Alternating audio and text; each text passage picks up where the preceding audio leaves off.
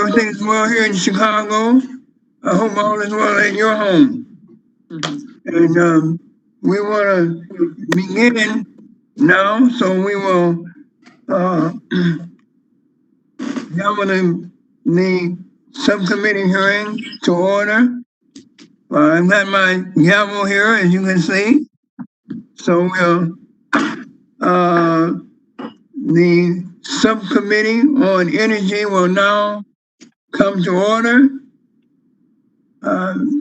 Today, the subcommittee is holding a hearing entitled Reviving Our Economy, COVID-19’s Impact on the Energy Sector.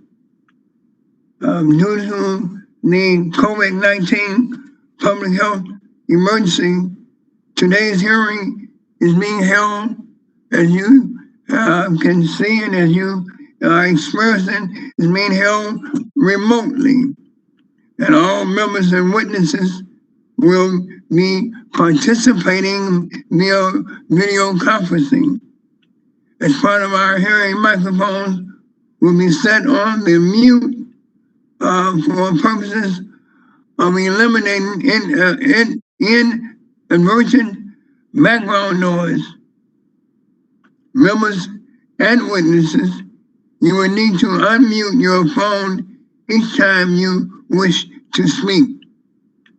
Documents for the record can be sent to Adam Fisher at the email address that we provided to staff. All documents will be entered into the record at the conclusion of this hearing. And as we begin, the chair now recognizes himself for 5 minutes for the purposes of an opening statement. And again, I want to welcome everybody to the hearing. Today, the subcommittee on energy convenes for a hearing as a continuation of the committee's work to address the impact of COVID-19 on our nation, our nation's economy, and most importantly, our nation's communities. Historically, tragedies encountered by this great nation of ours have resulted in a deeper understanding of its essential needs. The novel coronavirus pandemic is no exception to this rule. As an illustration, this pandemic has further demonstrated the need to eliminate the injustices suffered by minority, low-income, and other vulnerable communities. That is why I was pleased to join Chairman Taco for a recent hearing on the unjust impacts of pollution and COVID-19 on these very same communities. Today, it is the Subcommittee on Energy intent to examine the impact of this pandemic on our nation's most essential sectors. The effect of COVID-19 on the energy sector is broad and sweeping. At present, the sector has lost a total of 1.3 million jobs, and stay-at-home orders have stunted electricity demand and pending projects. The clean energy industry, which employs more people than any other industry within the energy sector, continues to stagger while enduring the sharpness of the pandemic's blows. At its recent height, the clean energy sector employed over 3.4 million Americans, growing 70% faster than the overall economy. According to recent data, this industry, which includes energy efficiency, energy storage, renewable energy, alternative vehicles, and more, has lost over 600,000 jobs since March. Further, without intervention, forecasts suggest that one of every 4 clean energy workers may soon lose their jobs as a result of COVID-19. To put this in perspective, that is nearly 1 million hardworking Americans who will be out of work. As chairman of the subcommittee on energy, it is my firm belief that sustaining and strengthening the clean energy industry is essential to the recovery of our economy and our communities. The foundation for my belief lies within the successful federal investment of $90 billion in this very industry after the Great Recession. That is why I'm proud to join Chairman Pallone and my colleagues in ongoing efforts to bring clean energy infrastructure legislation to the floor. However, this does not mean that the clean energy industry and the energy sector as a whole should go on without change. According to U.S. Energy and Employment Report, diverse groups are frequently underrepresented in the energy workforce. For example, African Americans account for merely 8% of energy efficiency working people. Additionally, the Energy Information Administration reports 1/3 of U.S. households, most of whom are minority households, struggle to afford paying their energy bills and have little access to energy efficient and clean energy technology. We know that there is more work that clearly remains to be done. To be forewarned is to be forearmed. Therefore, if knowing is truly half the battle, then immediate action is now required.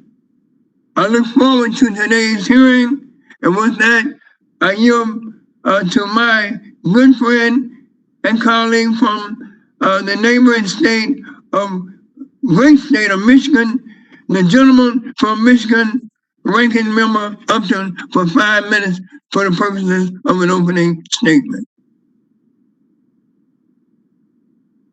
Chairman Upton. Am I there? Hey. Yeah, you're here. You're there, here, and everywhere. Good to be back, Mr.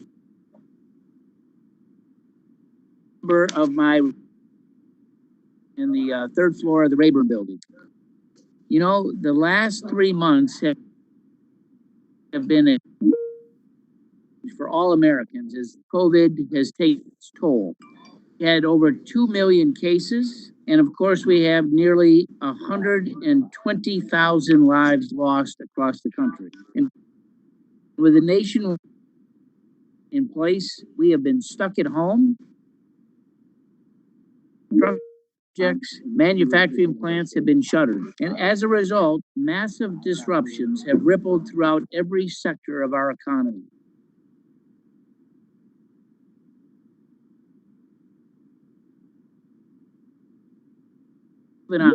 And for many goods and services plummeted just as quickly, and markets reeled from the shock. So the certainly has not been spared, and with fewer vehicles on the roads and planes in the air, consumption of dramatic domestic energy producers.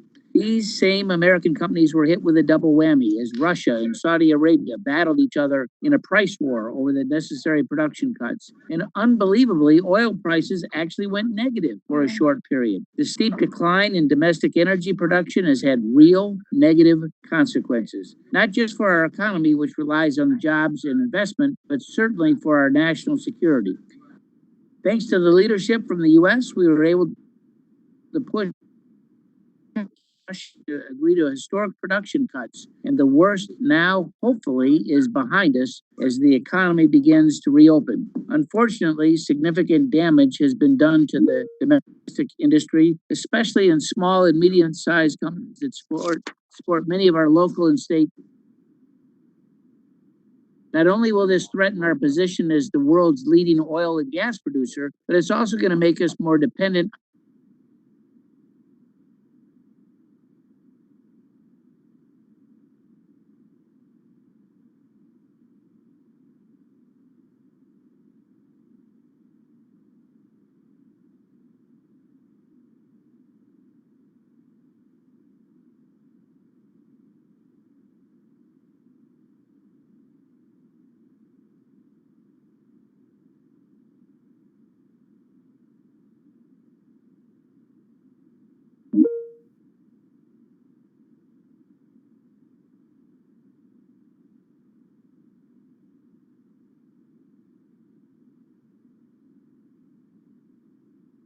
Congressman Rush, you're on mute.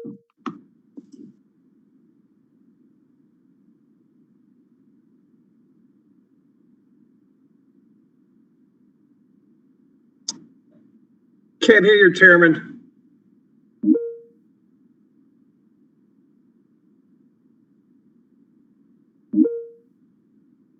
Mr. Chairman, you're still on mute. Now I should be back. It did that automatically.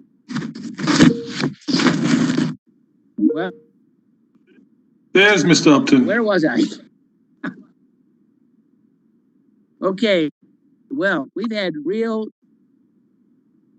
challenges in all 50 states. Regulators, utilities have suspended disconnections from non-payment, while the CARES Act included a big increase in LIHEAP, expanded unemployment payments and programs to help individuals and businesses pay their bills. States and utilities have programs that go even further to protect their most vulnerable customers. All of this has placed a significant burden on our local electric utilities. Undoubtedly, the strain on our utilities will have long-lasting impacts on business plans and investments, which are good to set us back. So as we begin to reopen our economy, we need to stay laser-focused on ways to maximize growth and economic expansion. We need to get Americans back to work and our economy back to its historic levels of prosperity. And the next couple of months are going to be critical to stimulate our economy to dig out of that hole. In particular, let's focus on projects that create jobs right away and restore U.S. energy sector leadership here and abroad. So we ought to be leveraging the money the government is spending with the private sector, looking for the best return on investments for taxpayers. If there are regulatory obstacles that ought to be removed, we need to hear about them. We need to build on the CARES Act programs or make changes. We need to hear about that too. But as we look to the future, I also want to focus on making our energy sector more resilient to the shock so we can respond to all hazards and future disruptions, whether caused by a pandemic, wildfire, severe weather, cybersecurity threats, or national security emergencies. With that, I look forward to our witnesses, and I yield back to my good friend and Chairman Bobby Rush from the good state of Illinois. Stay safe over there. I want to thank you, Ranking Member. The chair now recognizes the chairman of the full committee, Chairman Pallone, for 5 minutes for the purposes of an opening statement.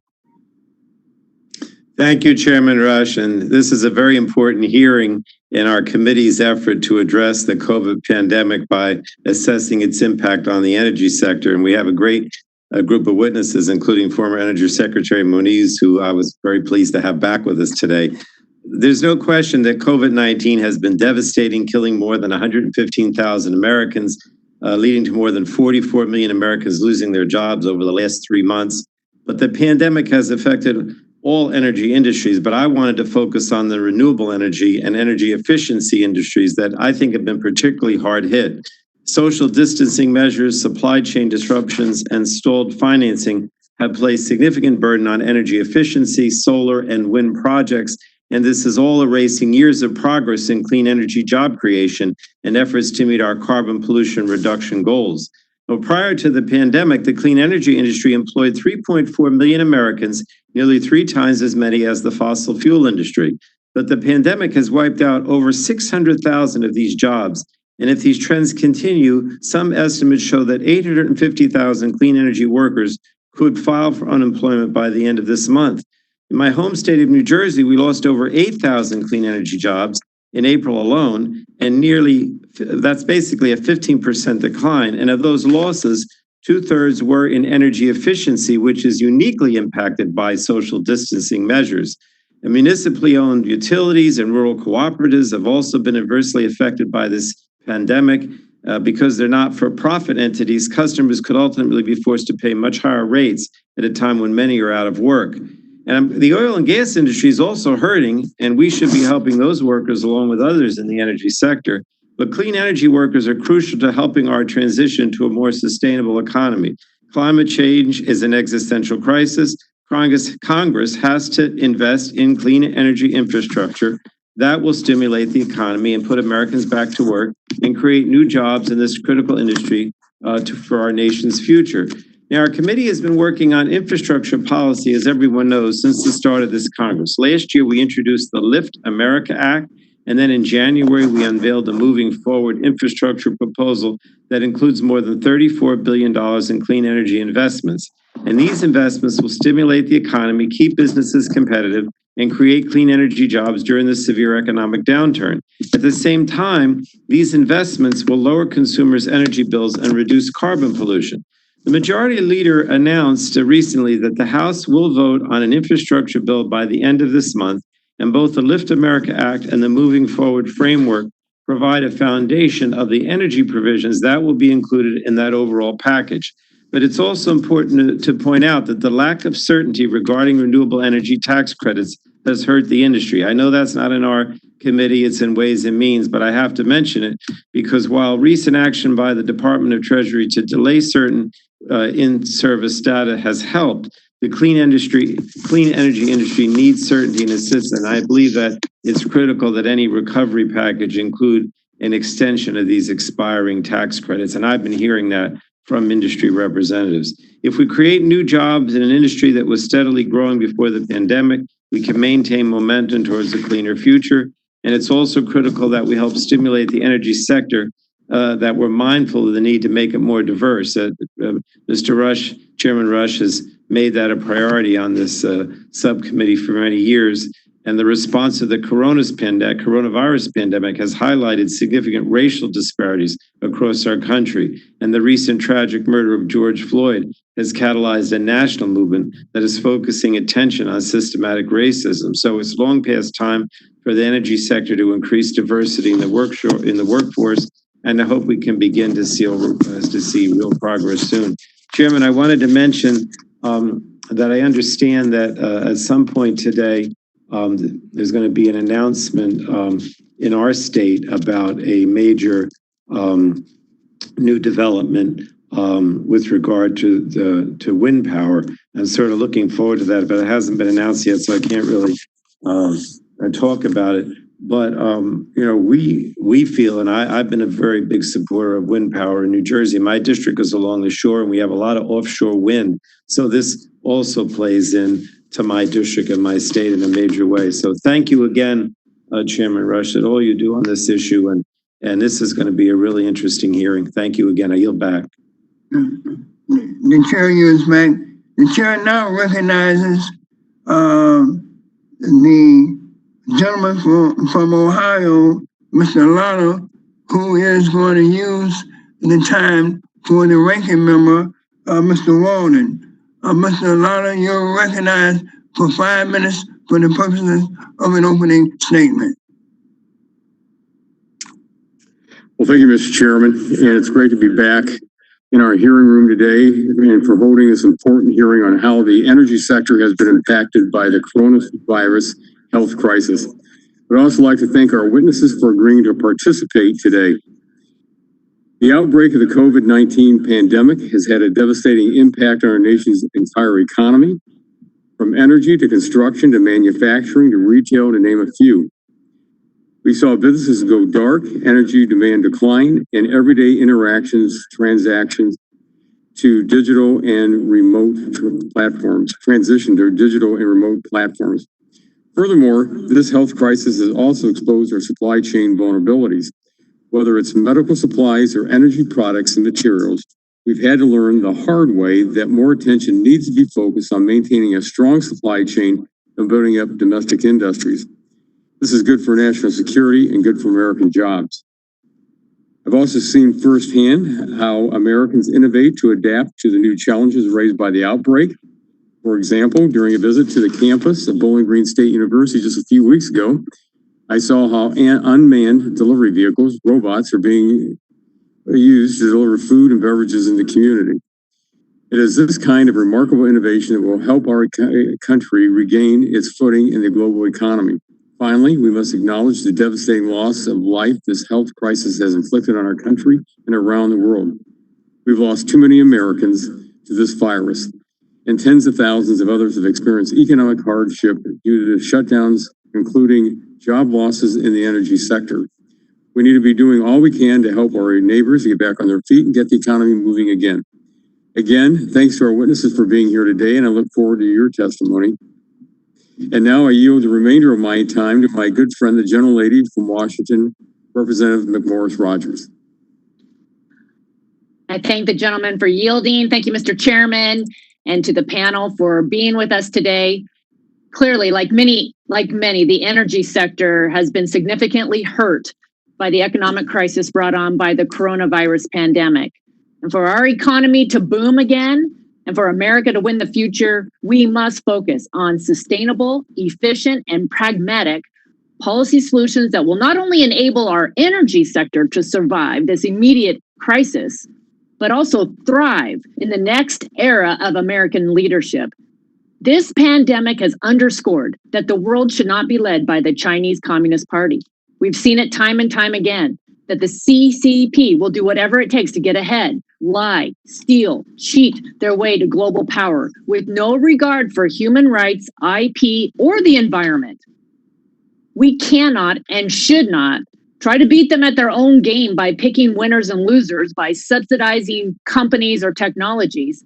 Instead, we must foster American ingenuity by unleashing innovation and lifting the regulatory and tax burden. Our ability for people to take risk, innovate, and make an idea a success has made America the global economic leader for the past century. And this same strategy will help us solve the global climate crisis and ensure abundant, efficient, and reliant energy sources meet the needs of future generations. The strongest way to make significant progress on reducing emissions globally without further harming our own domestic economic production is through tech innovations in clean energy and storage that are efficient and cost-effective enough to export globally to developing nations.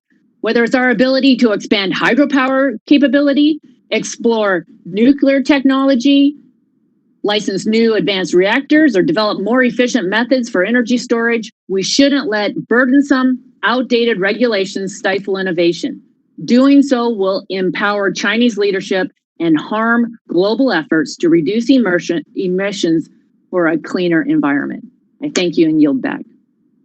Gentlelady yields back. It is now my privilege and pleasure, awesome pleasure, to welcome our witnesses for today's hearing. The Honorable Ernest J. Moniz, President and CEO of the Energy Futures Initiative. Mr. Gregory Whetstone, President and CEO of the American Council on Renewable Energy, and Mr. Rich Powell, who serves as the executive director of ClearPath. I want to thank each and every one of you for joining us today, and we look forward to your testimony. Secretary Moniz, welcome back to this subcommittee. It is my distinguished pleasure to welcome you to testify once again to this subcommittee, and we certainly want to thank you and congratulate you on your many years of service. And Secretary Moniz, you are recognized for 5 minutes for the purposes of an opening statement. Please unmute yourself. Thank you, Chairman Pallone and Rush, and Ranking Member Upton, and members of the committee. Thank you for inviting me here today to discuss the opportunities and challenges in the energy sector for reviving our economy during and after the coronavirus pandemic. I must add that COVID-19 is one of two human tragedies at the forefront of our nation's consciousness, the other, of course, being the incomplete struggle for equal rights and racial justice. EFI fully endorses the emphasis of the Green New Deal resolution on addressing climate change and social justice together. We then put together a framework called the Green Real Deal that translates this principle into practice and guides our portfolio of activities. At the heart of the Green Real Deal is an emphasis on an all-of-the-above approach to reducing greenhouse gas emissions, as rapid action on climate change must be born of practicality, not ideology or wishful thinking. A just and equitable low-carbon future must accommodate regional differences, and coalition building is essential to the success of the clean energy transition. In this spirit, I'm especially pleased that the AFL-CIO and EFI formed the Labor Energy Partnership, slide number 2, a joint effort to develop a framework for the 21st century energy system that creates and preserves jobs while addressing the climate crisis. Our focus will be specifically the development and commercialization of advanced energy technologies and associated job creation. Before looking at COVID impacts, it's important to look back at energy jobs pre-COVID. EFI has partnered with NASIO and with the BW Research Partnership to produce the 2020 U.S. Energy and Employment Report covering 2019. It's slide 3. This is the 5th annual installment. The fuels, power generation, transmission, distribution and storage, energy efficiency, and motor vehicle sectors employ 8.3 million Americans. Over the 5 years, 2015 to 2019, these sectors generated 915,000 new jobs, outperforming overall U.S. employment growth 2 to 1, 12.4 to 6%. Energy efficiency, which employed 2.4 million Americans in 2019 alone, generated over 400,000 new jobs. Diversity is a challenge. According to BW Research, women represent 25% of the energy workforce versus 47% in the overall U.S. workforce. African Americans, 9% versus 12%. Hispanics, Latinos, 16% versus 18%. On a positive note, veterans make up 8 to 10% of the energy workforce versus 6% overall. There's obviously much work to do, and I believe greater outreach to women and minorities who are just preparing to enter the workforce could be very important. Needless to say, COVID-19 has impacted the energy sector hard. Direct impacts on energy arise mostly from the social changes needed to contain the COVID-19 virus and from the associated demand reductions. The energy sector lost about 1.3 million jobs as of a month ago, considerably more than 5 years of gains, and almost half of those were in clean energy. Table 2 in the submitted testimony, slide 4, shows the pattern of energy jobs in states as well as overall unemployment filings. While California or Texas top the rankings in absolute numbers across the board, the rankings as a percentage of workforce show the national scope of the challenge. Georgia and Kentucky have the highest normalized unemployment filings, while Wyoming, Vermont, Kansas, Nevada, and North Dakota have the highest fraction of jobs in the 5 energy categories shown. We will need millions of new jobs in order to climb out of the COVID-19-induced economic hole, and most likely additional extraordinary actions by the federal government. Given the demonstrated track record of the energy sector, is having considerable leverage for job creation, major investments now in the clean energy transition, and any further stimulus actions and in appropriations should have a high priority. We have proposed under the umbrella of an Energy Jobs Coalition 22 specific clean energy measures under 6 priorities to slide 5.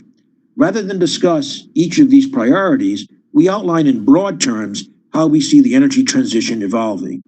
First, we know that continuing energy efficiency gains in buildings, transportation, and industry make both environmental and economic sense. Second, it's clear that the electricity sector is leading and will continue to lead the low-carbon transition. To achieve carbon net zero by mid-century across the economy, the electricity sector will need to reach that point earlier, by 2040, ideally maybe 2035, because success in some of the harder to decarbonize sectors, like transportation, buildings, and industry, depend on expanded electrification. Natural gas will continue to play an important role throughout the transition, including as an enabler for rapid expansion of wind and solar deployment. I appreciate that none of this will be easy. We will certainly need to build a coalition to support an equitable, coordinated approach. To get there will require an enormous all-of-the-above push starting now. Expanded renewables deployment needs to be accompanied by advances in and then deployment and scaling of clean energy industries of the future for all sectors. Electricity storage at all timescales, including weekly, monthly, and seasonal, offshore wind, CCS and its associated infrastructure, advanced nuclear, including small modular reactors and microreactors, as well as novel fusion technology, hydrogen, new infrastructures, including CO2 pipelines, hydrogen storage and transportation, and more, secure domestic supply chains, including environmentally sound mining of critical minerals and metals, advanced manufacturing, big data analytics, and other platform technologies applied to energy, and carbon dioxide removal from the atmosphere and from the ocean. With breakthroughs, other low-carbon fuel technologies, such as advanced cellulosic biofuels and renewable natural gas, can also play critical roles. The federal innovation budget for research, development, and demonstration will need to double or triple over this decade. We need a supercharged decade of across-the-board clean energy innovation with no time to spare. Again, thank you for the opportunity to appear before you today to discuss these important and timely issues. I look forward to your comments and questions.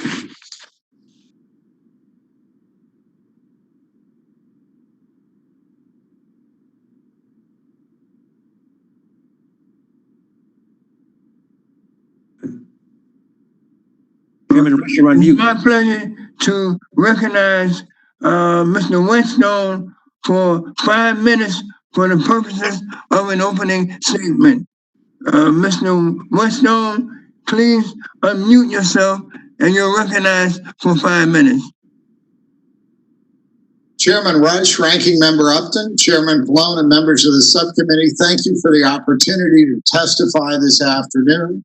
While my comments will focus on the impact of COVID-19 on the energy sector, I do want to recognize Chairman Rush's comments on diversity and commit myself and ACORD to doing what we can to help address that issue.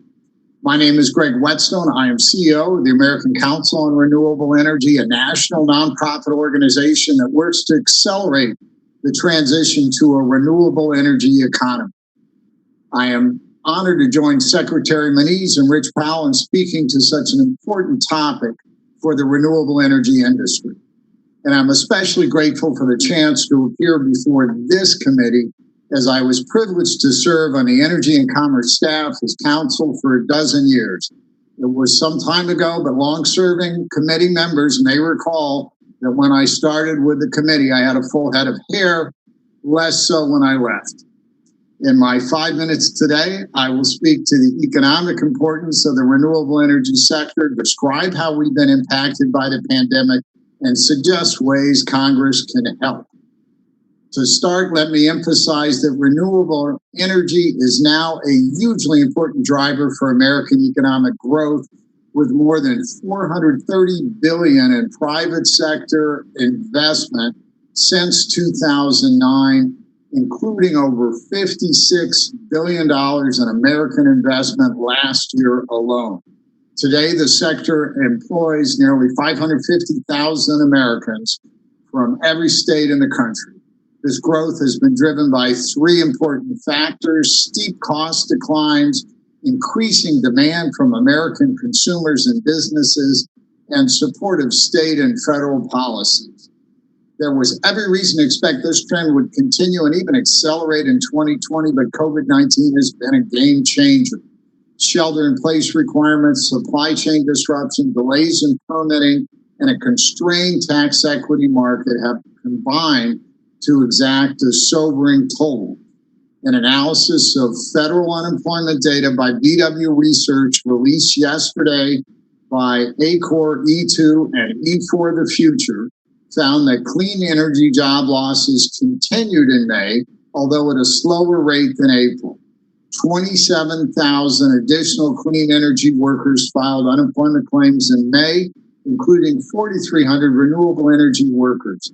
These hard data findings are consistent with estimates from the American Wind Energy Association and the Solar Energy Industries Association. The analysis of unemployment data shows that the clean energy sector, and this includes energy efficiency and clean transportation as well as renewable power, lost more than 620,000 jobs over the months of March, April, and May, which translate to a clean energy unemployment rate of nearly 18%. Nearly 100,000 of those unemployed are renewable energy workers, meaning in our renewable sector, the unemployment rate is even higher, just shy of 20%. We ask Congress to help by providing common sense emergency relief that allows the renewable sector to continue to access the policy tools Congress has already provided.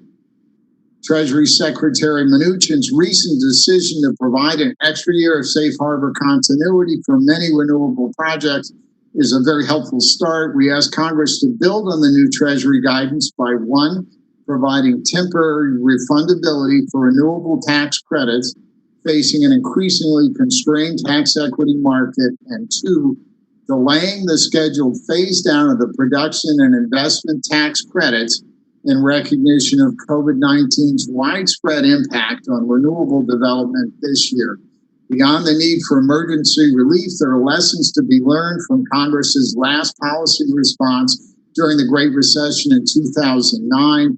The policy commitments made then laid the groundwork for the tremendous progress we've seen in the decades since, which includes hundreds of billions of dollars in American renewable energy investment. As part of the appendix to my testimony, I have included more detailed descriptions of specific policy options we would urge the subcommittee and the Congress to consider when it turns to longer-term stimulus legislation.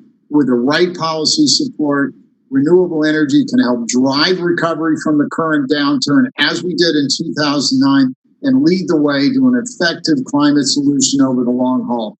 Thank you for the opportunity to testify today. I look forward to your questions.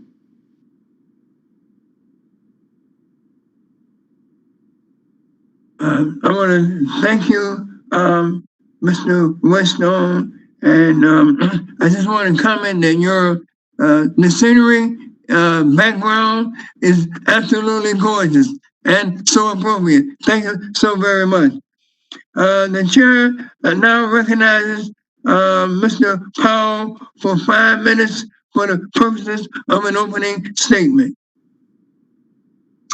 Good afternoon, Chairman Rush and Pallone, Ranking Member Upton, and members of the committee. I lead ClearPath. We advance conservative policies that accelerate clean energy innovation across all zero-emission resources. An important note, we receive no industry funding.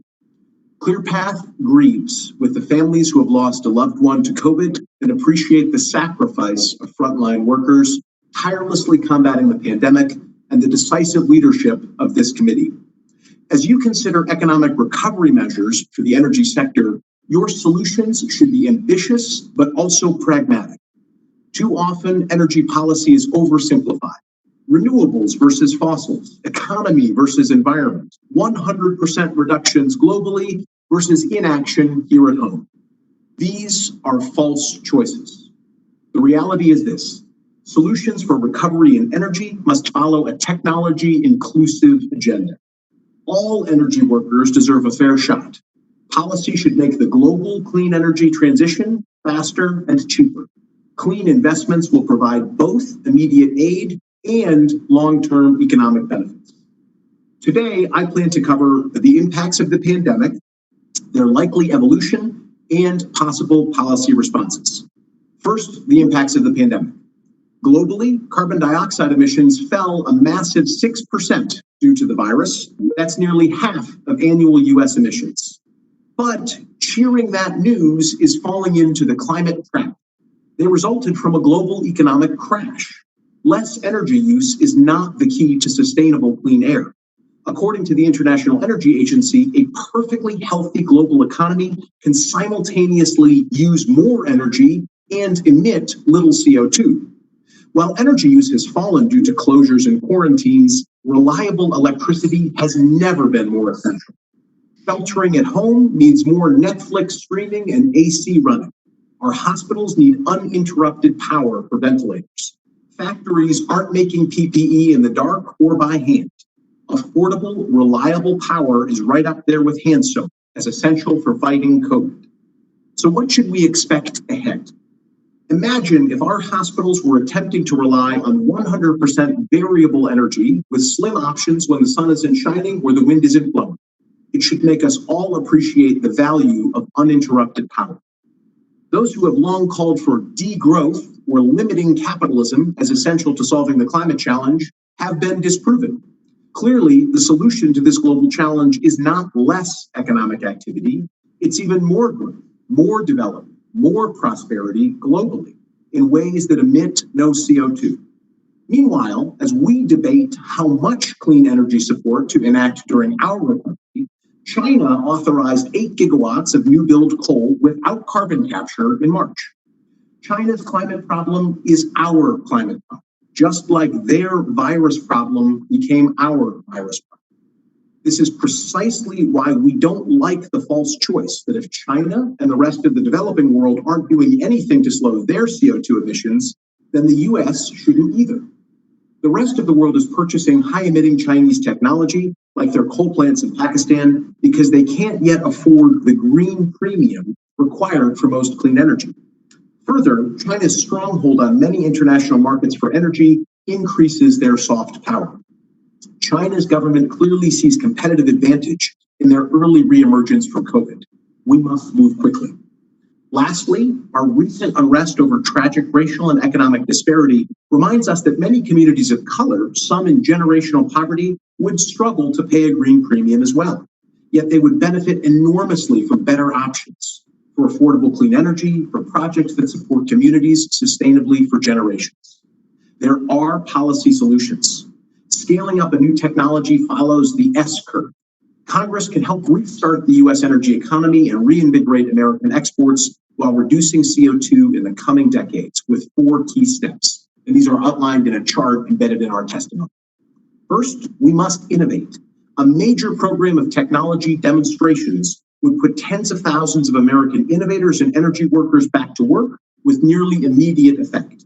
Second, unnecessary regulatory hurdles needlessly slow down projects. We can only put energy workers of all stripes back on the job as fast as we can permit the projects, with reforms to NEPA and new source review, as Representative Griffith has recommended. Third, we must deploy technology to prove it at scale and bring down costs. Smart incentives will help innovators learn by doing, while putting people back to work, delivering the technologies in the 2020s that utilities will need in the 30s and 40s to reach their net zero goals by 2050. Fourth, we must export the proven technologies to new clean energy markets. American energy manufacturing jobs will reappear when we have products and export support ready for rapidly growing countries like Nigeria to buy. In conclusion, when you're promoting economic recovery, solutions must work with markets, not against them. Falling into the false choices trap means we miss the politically and technically realistic debate we need. Done right, we can advance stronger policies that commercialize the cutting-edge clean technologies needed to create new markets, new jobs, and lower emissions. And when the next pandemic comes, it will face a healthier, stronger world ready to confront it. Thank you again for this opportunity, and I look forward to the discussion.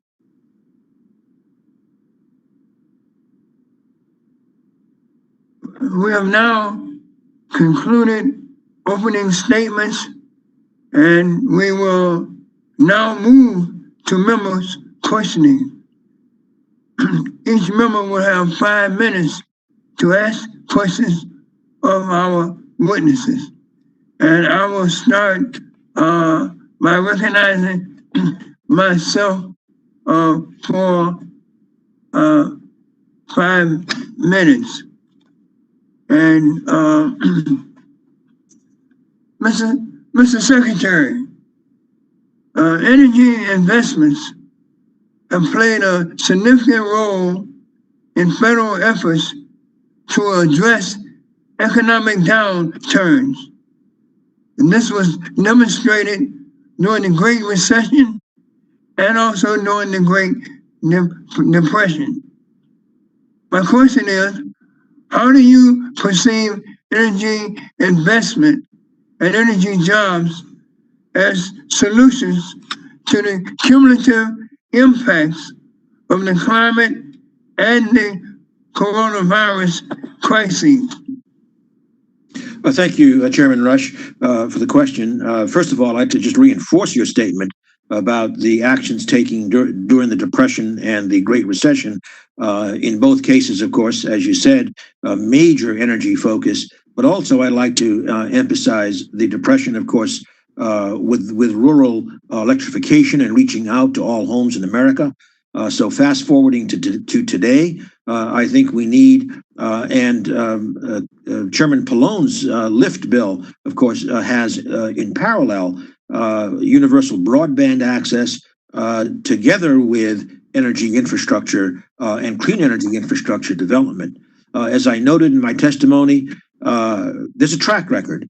The energy sector in the early stages of energy transition outpaced the economy 2-to-1 in job creation. So this is our chance to pull those threads together and leverage great job creation together with moving in the direction that we all agree we are going in, which is a lower carbon economy. Mr. Secretary, recent reports suggest that clean energy policy benefits and job opportunities are not distributed equally. This is alarming as minorities are both underrepresented in the energy sector and suffer from pervasive economic disparities throughout our overall economy. That is why I introduced my Blue and Green Collar Jobs and Development Act. In your written statement, Mr. Secretary, you note that a strong economy, the clean energy transition, and social justice are inextricably linked. In your opinion, how do we ensure the equal distribution of energy-related benefits and opportunities? Well, first of all, as I did write, and just to say it in a slightly different way, if we do not address our social equity needs, and of course, unfortunately, many of those are on display in these last weeks in parallel with the COVID virus. But if we do not address that, we will just have headwinds in trying to in seeing the energy transition. So we need to, I think, not only work, you might say, top down in terms of policy, but we also need to work bottom up from the community level and the worker level to see that it's not just a question of stranded assets that a utility can recover, but it's stranded workers. We can't have that. And one example I'll give of how good planning, I think, can really accomplish a smooth transition for our workers and communities is, look, take the extreme stress that obviously the oil sector is under, and they will continue to be seeing stresses from the secular change in the carbon content of the economy. But I believe firmly all of the above. If we are right now developing strongly a carbon capture and sequestration industry in the United States, the skill set is very much the same as those in the oil industry. A lot of the locations are the same. In other words, we have the opportunity to take care of our workers and our communities. We need to do that across the board for all parts of our energy sector. And finally, I'll just say, and this goes back to a discussion that we held, Mr. Chairman, in a committee hearing a few years back, that we need to really focus on women and on minorities in clean energy. I gave the statistics. We're lagging behind, as we are in so many other parts of our society. We can do this with a big push, and everybody should be behind this. It'll give tailwinds to where we want to go and really serve our communities, both urban and rural, quite well. I want to thank you, Mr. Chairman. The chair yields back. The chair now recognizes Mr. Upton, the subcommittee ranking member, for 5 minutes for the purposes of an opening statement. Mr. Upton, please unmute yourself.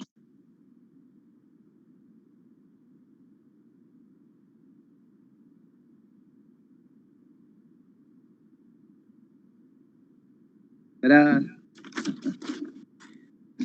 I'll ask my colleagues if I get muted again to raise your hand so I can see you. Mr. Moniz, it is great to see you again, and obviously we're going to the same barber, so I look forward to seeing you in person in the future as well. But let me say just a couple of things. With stay-at-home orders in place across the country, COVID pandemic really does underscore the need for affordable and reliable electricity. One of my Michigan utilities consumers has this very good track record when it comes to preparing for emergencies, but it's been so challenging to plan for safe operations during the pandemic. On top of all the other hazards like severe weather, cyber attacks, things that they have to be ready for. And by all accounts, every one of our electric companies have performed exceptionally well during the pandemic. So, Secretary Moniz, based on your experience as a Secretary at Energy, what are some of the biggest challenges to maintain that grid reliability and resilience during this pandemic, which for all of us here is we've never seen anything like it before? Well, I think your reference, Mr. Upton, to keeping the lights on all the time tells us that while we, of course, have enormous respect for our medical workers at this time and other essential workers, we maybe should remember that electricity is really, you might call it, the lifeline infrastructure for everything we do. There's no day off for those workers. And so I think that they have been doing a fantastic job in terms of maintaining good practices like the social distancing, and yet handling all of the emergencies that arise. For example, in the South, the spate of violent storms that occurred about a few weeks ago. So I think now going forward, the utilities also have a challenge, and I know, frankly, in parts of Michigan, Detroit, for example, there are challenges with concern over those who have lost their jobs, not being able to pay their bills. The utilities, I think, are taking on the responsibility of making sure no one is cut off. But then there are going to be liquidity issues that they are concerned about going forward. So I think in the Congress, there also has to be kind of a comprehensive look at how we maintain service to all those unemployed workers, ways in which the utilities can continue to serve them and stay whole in terms of liquidity. Make no mistake about it. This is the key infrastructure on which other key infrastructures depend.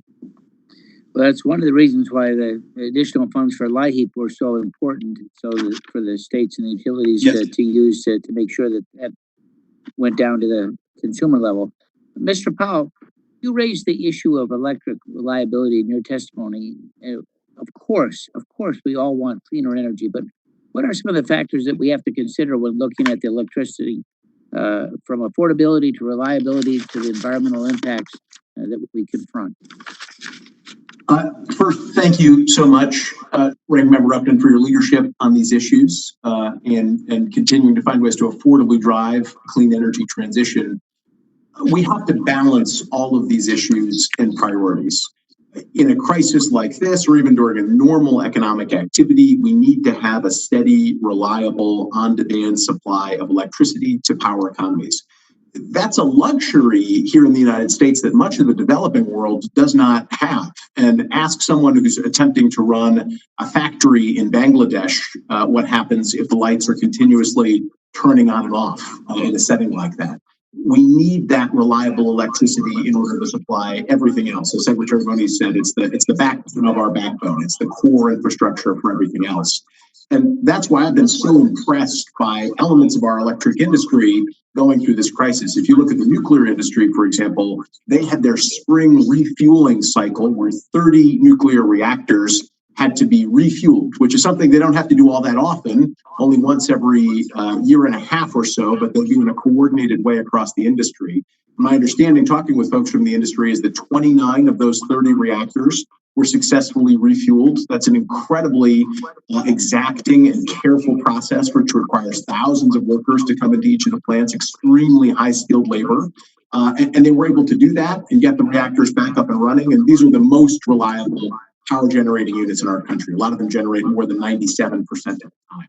So it's finding assets like that that are extremely reliable and can back up our whole economy. Could I add one footnote?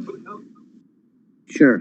Sir, thank you. Because Mr. Powell mentioned developing countries. The pandemics, as was said earlier, really have no solution until there's a solution everywhere. Now, if we think about Africa, big parts of Africa, without reliable electricity, how can they support the health system that will defeat the pandemic? So we really need to think about electricity everywhere in the world as well, for our own benefits. Thank you. With that, my time has expired. Thank you. Yeah, gentleman's time has expired.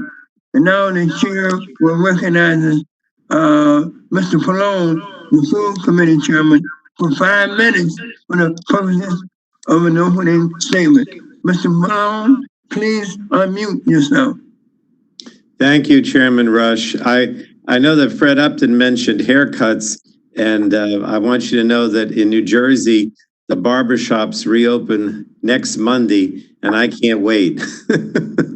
I wanted to drill down on the clean energy sector and basically divide my 5 minutes in half. So I was going to ask Secretary Moniz to talk about investments in clean energy and how crucial they are to economic recovery and moving forward. And then I was going to ask Mr. Whetstone about the production tax credits and the investment tax credits in the same vein. But of course, the idea is that, you know, whether these industries are going to survive and prosper without federal help. So my question of both of you, so let me, with Secretary Moniz, my question is, how important is federal help in terms of investment in clean energy infrastructure? How crucial is that to sort of get out of this rut and move forward? Well, thank you, Mr. Chairman. I will not touch your question about barbershop reopening, but with regard to support for, especially for renewables, clearly very important. It was alluded to by, I think, Mr. Powell. Let me just reinforce that if you took, for example, the 2009 Great Recession and the ARA program, it had many stimuli for clean energy. For example, it allowed, in the end, the Department of Energy loan program to support the first 5 utility-scale solar farms, more than 100 megawatts each. We now have, I don't know, 80 or some, Greg would know better, but it's a huge number with private funding. That's the kind of thing we need to do. And right now, in, for example, wind, we need to really build, invent really, an offshore wind industry for the United States, an offshore wind industry with its supply chains from everything like being able to make the enormous blades required for a 10 megawatt turbine, being able to move those, being able to have the docking facilities to stage that. That's the kind of thing that we should be looking at, building industries of the future, and that's in the clean energy space, the offshore wind being just one very clear example of that. I might add another one, by the way, which I believe is referenced obliquely, at least in the Lift America bill, and that is right now, even with COVID virus, we should be looking for opportunities in efficiency, say public buildings, in community solar activities, especially serving disadvantaged communities. We could be doing those right now with proper social distancing, get people to work right now doing important clean energy work. Well, Secretary, I think that, and I don't want to prejudge it because it hasn't happened yet, but I think that's what's going to be announced. One of the things going to be announced today in New Jersey is a major port facility for wind turbines. So that's an example of what you mentioned. But Mr. Whetstone, in the time we have left, same thing. How important are these federal tax credits, production tax credit and investment tax credit, in terms of moving forward and getting out of this loss of jobs, for the future? Thank you for asking, Chairman Pallone. The renewable tax credits have proven an extremely effective way to leverage the marketplace and promote economic growth. Since 2009, over $430 billion in investment. What we're facing today with COVID-19, to help the sector, we need to make those credits so they can be used by people in the sector, even as the tax equity marketplace that is relied upon to monetize credits is constrained. So we need to make those credits refundable for a few years, and we need to recognize that 2020 is not the year we hoped it would be, the year it should be for renewable power, and extend the phase-out deadlines by a year, recognizing the cost of the pandemic. And I would add that we should look for ways to expand what we're doing to incentivize use of advanced grid technologies like energy storage. That should have a tax credit too. We should be incentivizing better planning, transmission. The Clean Futures Act had great transmission planning features. Those provisions should be enacted and built on. We welcome a chance to work with the committee. We are launching tomorrow an initiative promoting a macro grid. This is really to modernize, upgrade the nation's grid, better connect the seams between the electricity markets, and better connect the population centers with the parts of the country that are rich in renewable resources. Doing that, we not only get more efficient and cleaner power, we save a ton of money. NREL Seam study says we can save consumers $47 billion with that initiative, and we would love the chance to work with the committee to move forward in that direction. Thank you both. Thank you, Mr. Chairman. Thank you, Chairman Pallone. The chair used by his time. The chair now recognizes Mr. Alana of Ohio for 5 minutes for the purposes of an opening statement. Well, thank you, Mr. Chairman. And again, thanks to our witnesses for appearing today. Mr. Powell, one part of ClearPath's mission is to look at ways the United States energy sector can innovate to meet new challenges. Would you describe some of the supply chain issues that have resulted from the outbreak of COVID-19 and how the energy sector has had to innovate to meet these challenges? And also any specific supply chain issues on the nuclear sector?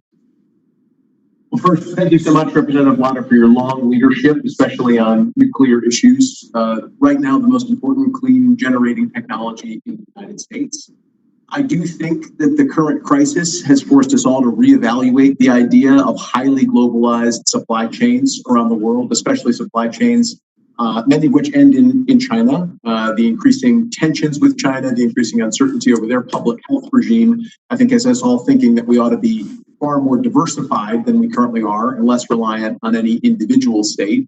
And even before the crisis, I think there was justifiable concern about our heavy reliance on China for critical minerals.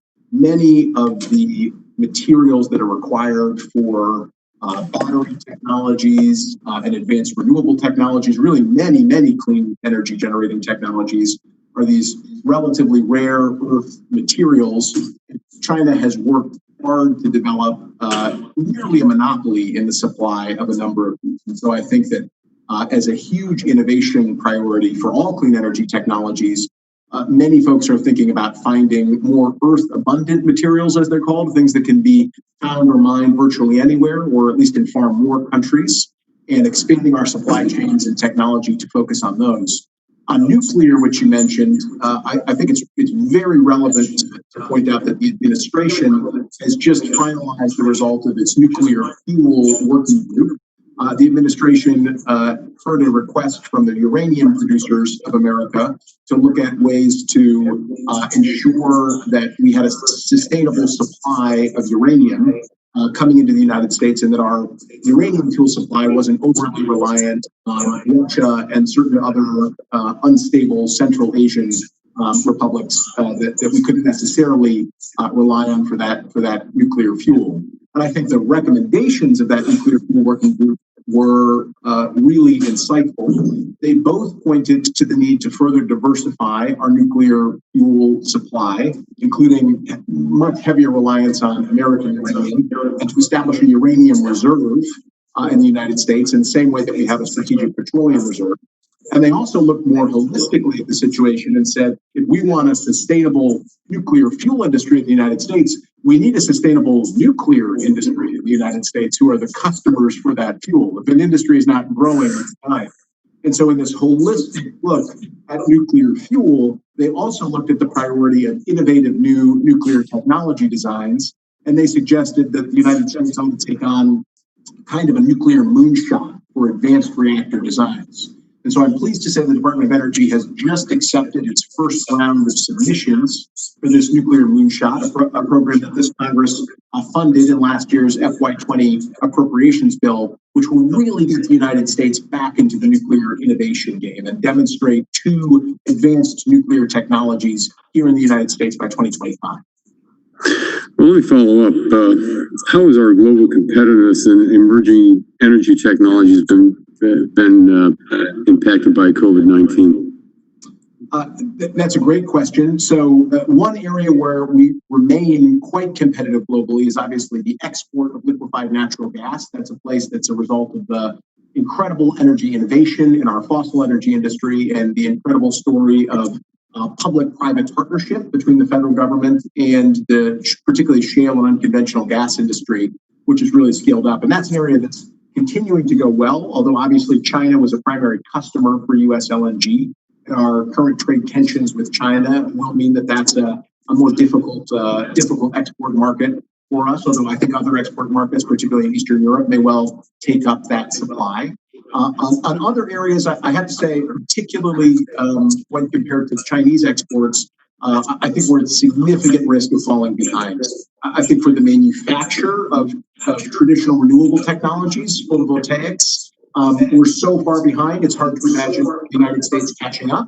We're in a better position, at least by value, in the wind technology space. Greg could say much more about this.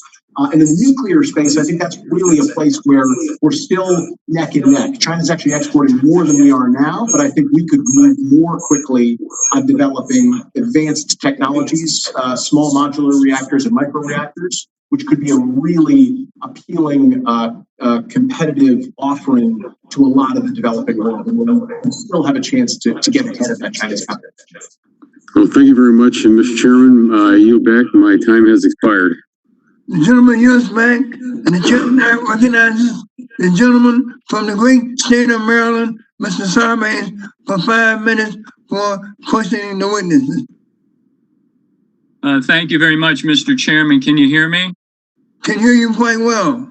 Excellent. Well, thank you for holding the hearing today on a very important issue. I appreciate the witnesses' testimony. Obviously, the pandemic has had profound impact on our economy.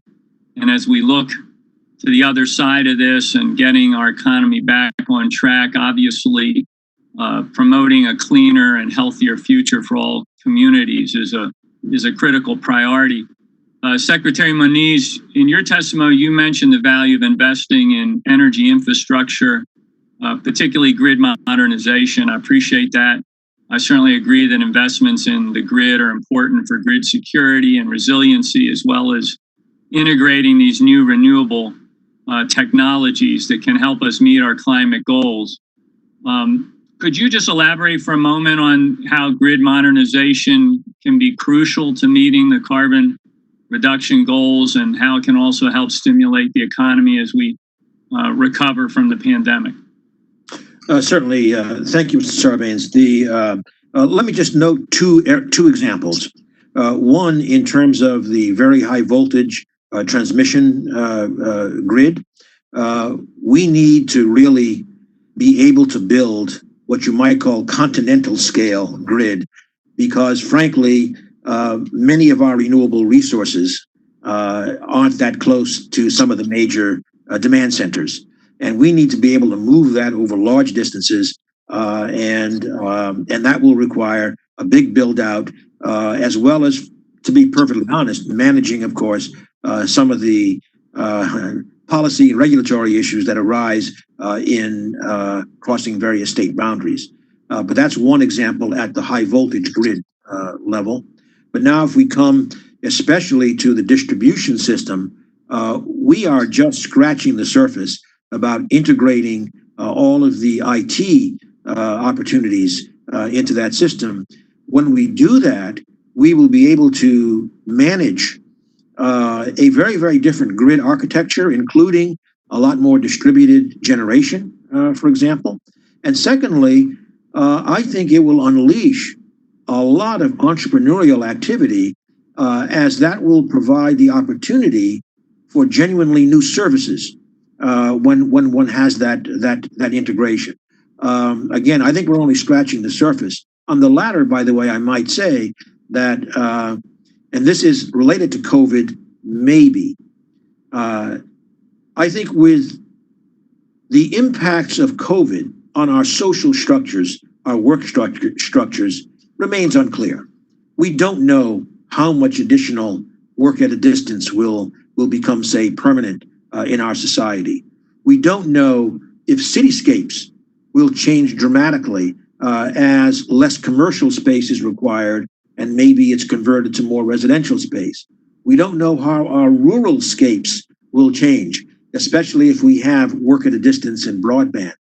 All of this can be enabled by this integration of electricity, I appreciate that. IT. Yeah. Well, thank you.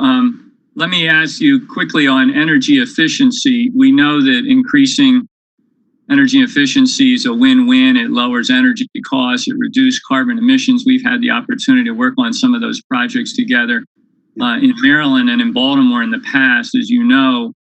So it can be a way to reverse severe job loss in the energy efficiency sector. And it could involve funding to state energy offices. They could leverage private funding through performance contracting, resilience projects at hospitals, fire stations, schools, public buildings. Funding for DOE, DOD, and GSA could also help leverage the performance contracting opportunities and increase resilience at federal facilities. Would that be impactful on creating jobs in the short and medium term? And maybe speak to how the American Recovery and Reinvestment Act investments in federal buildings, modernization, green buildings, et cetera, help the economy and could reduce federal spending on utility bills. So if you could speak to that opportunity as well. You're spot on in terms of this being a job engine that we could turn on right now, and clearly residential efficiency upgrades are very important. Must go forward. They may be constrained while COVID restrictions are in place. That's why we emphasize that in addition, we should really look at small and medium-sized businesses. We should look at the 850,000 public buildings across our country, urban and rural, places where those restrictions would be far less consequential. We can do those jobs now, and we should move on that.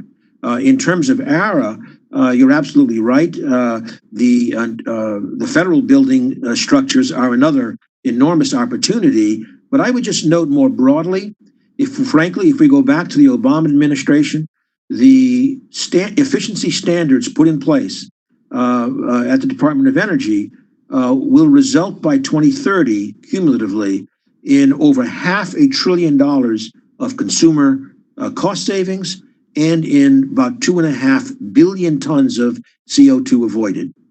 Finally, I would just add, and you mentioned it, that we could accomplish these efficiency projects using existing mechanisms. Many governments already have those energy savings performance. Utilities across the country have efficiency programs. We could go right now through our utilities and use those established programs for residences, but also for small and medium business.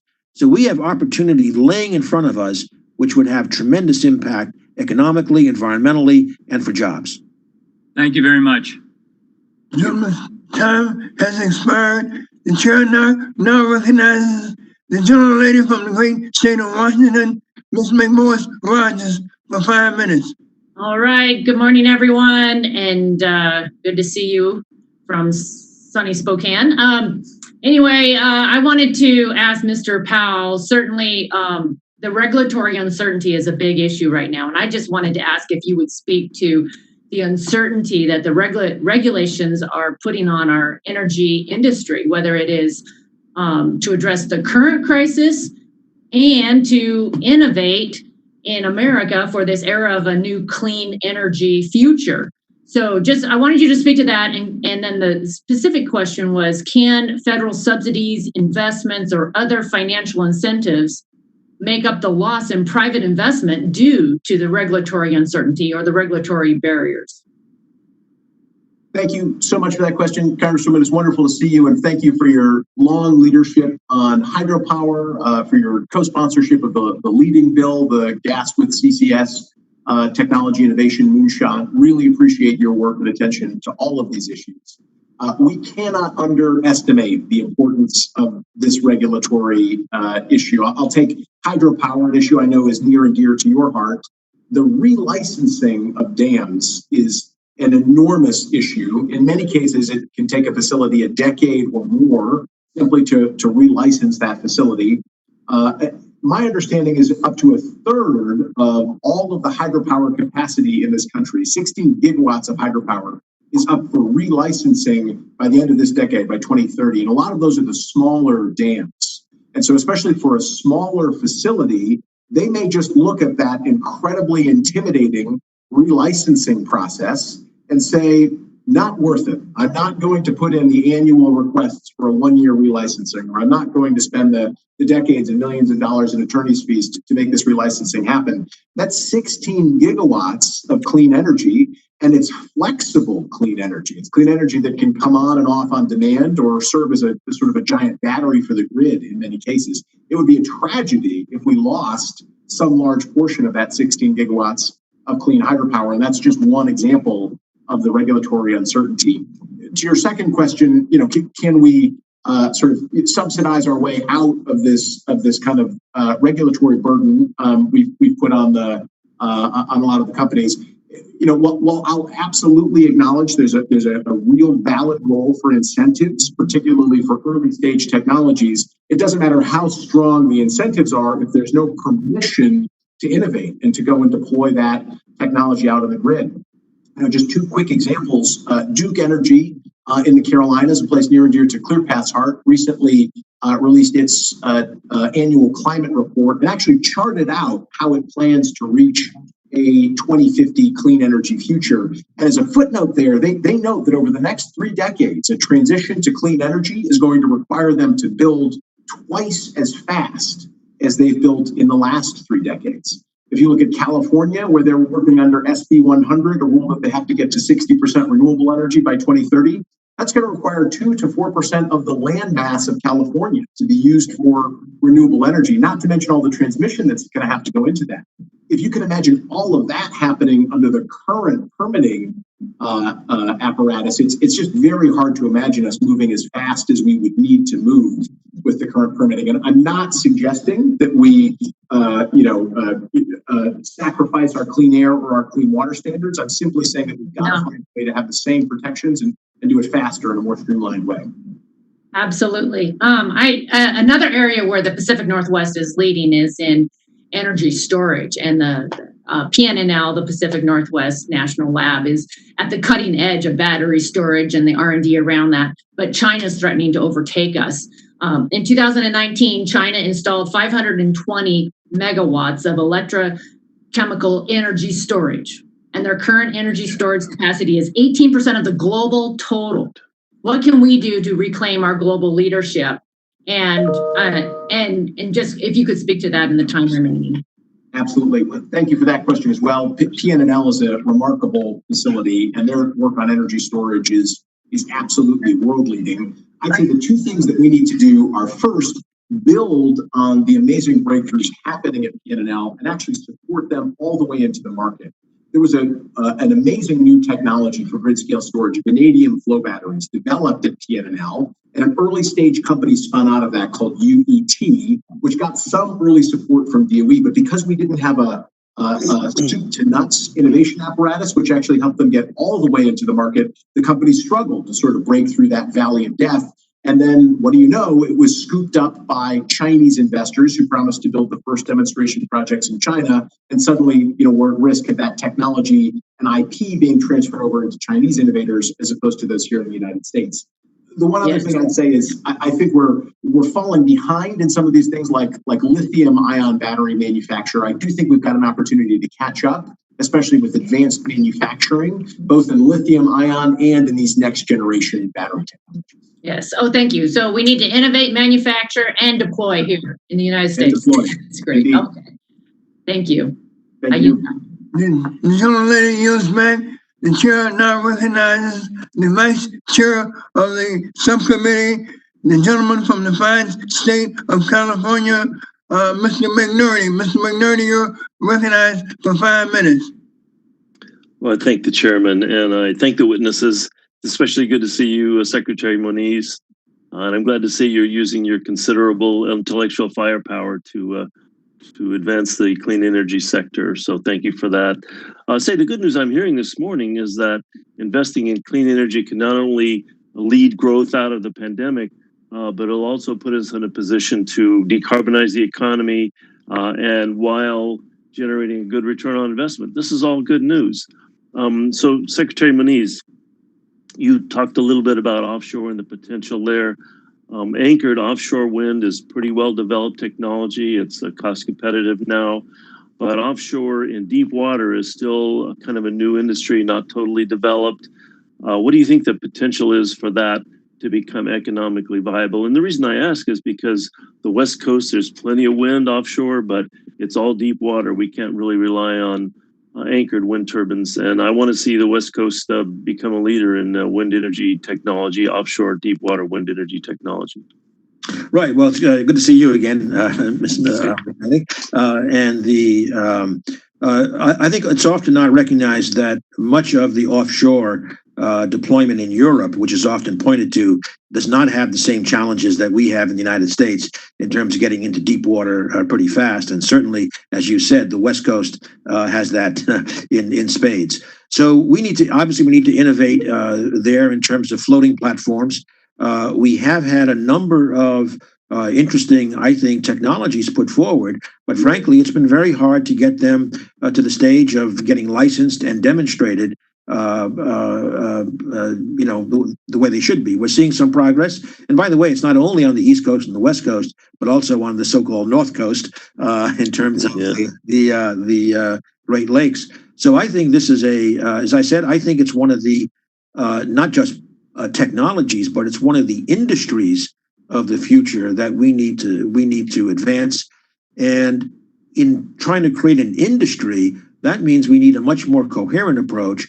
Again, as I said earlier, all the way from demonstrating, piloting those technologies, in this case, especially the floating 10 megawatt wind turbines, but the entire supply chain for doing that. There are highly non-trivial challenges there, but we should just get on with it, just the way we should with so many of these other interesting possibilities. Well, I think it's interesting the way you discuss creating new industries and not just new technologies. Would you expand that, especially with regard to electricity storage and advanced nuclear? Yeah, on the storage, we have an awful lot of focus on batteries, and that's of course important. Although I would note that I think we need to really have a focus on the different requirements of batteries for mobile applications versus for stationary, like grid applications, because we have many more possibilities in the latter, and that's what we should be doing. But for example, in California, we did a study. Our EFI did a study last year. We published a study that just looked at the data in California, and the fact is that there were 10 days in a row with no wind in California. The solar resource, not very complicated, called latitude, was twice as much in the summer as in the winter. So if we're going to build a big economy around these, we need to have storage at weeks, at months, and at seasons to go there.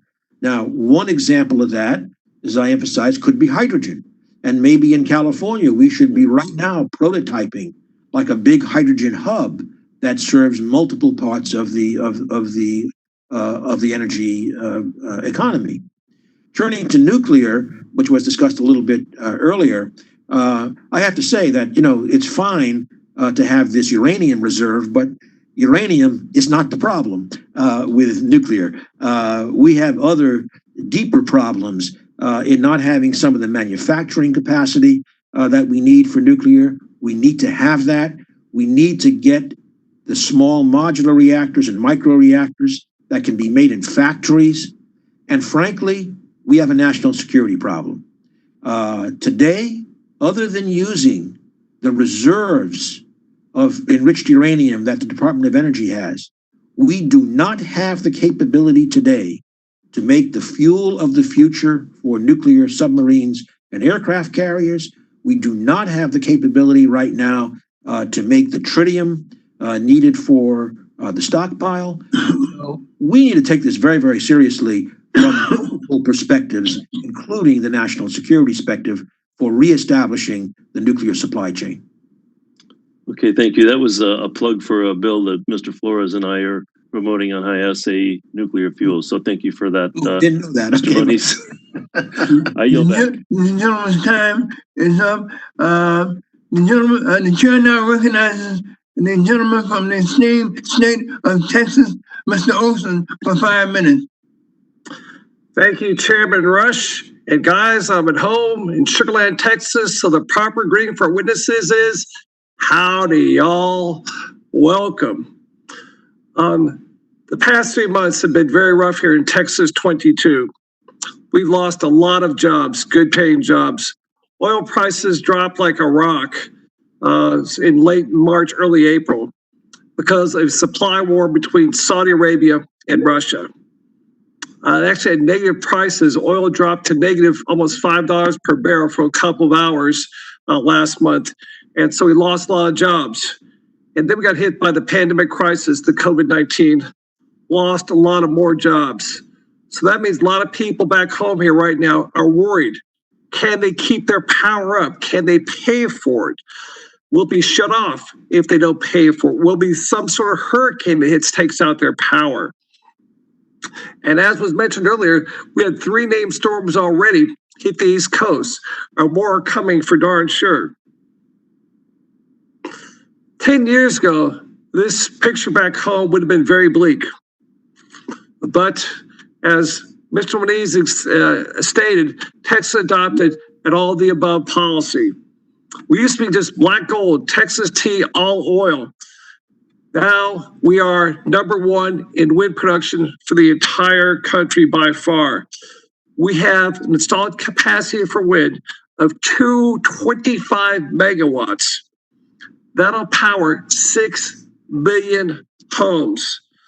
Solar is growing rapidly as well. Right here in my home county of Fort Bend, last year, they opened up a solar power farm that will power 40,000 homes. 2 more solar farms are coming online in the next 2 years.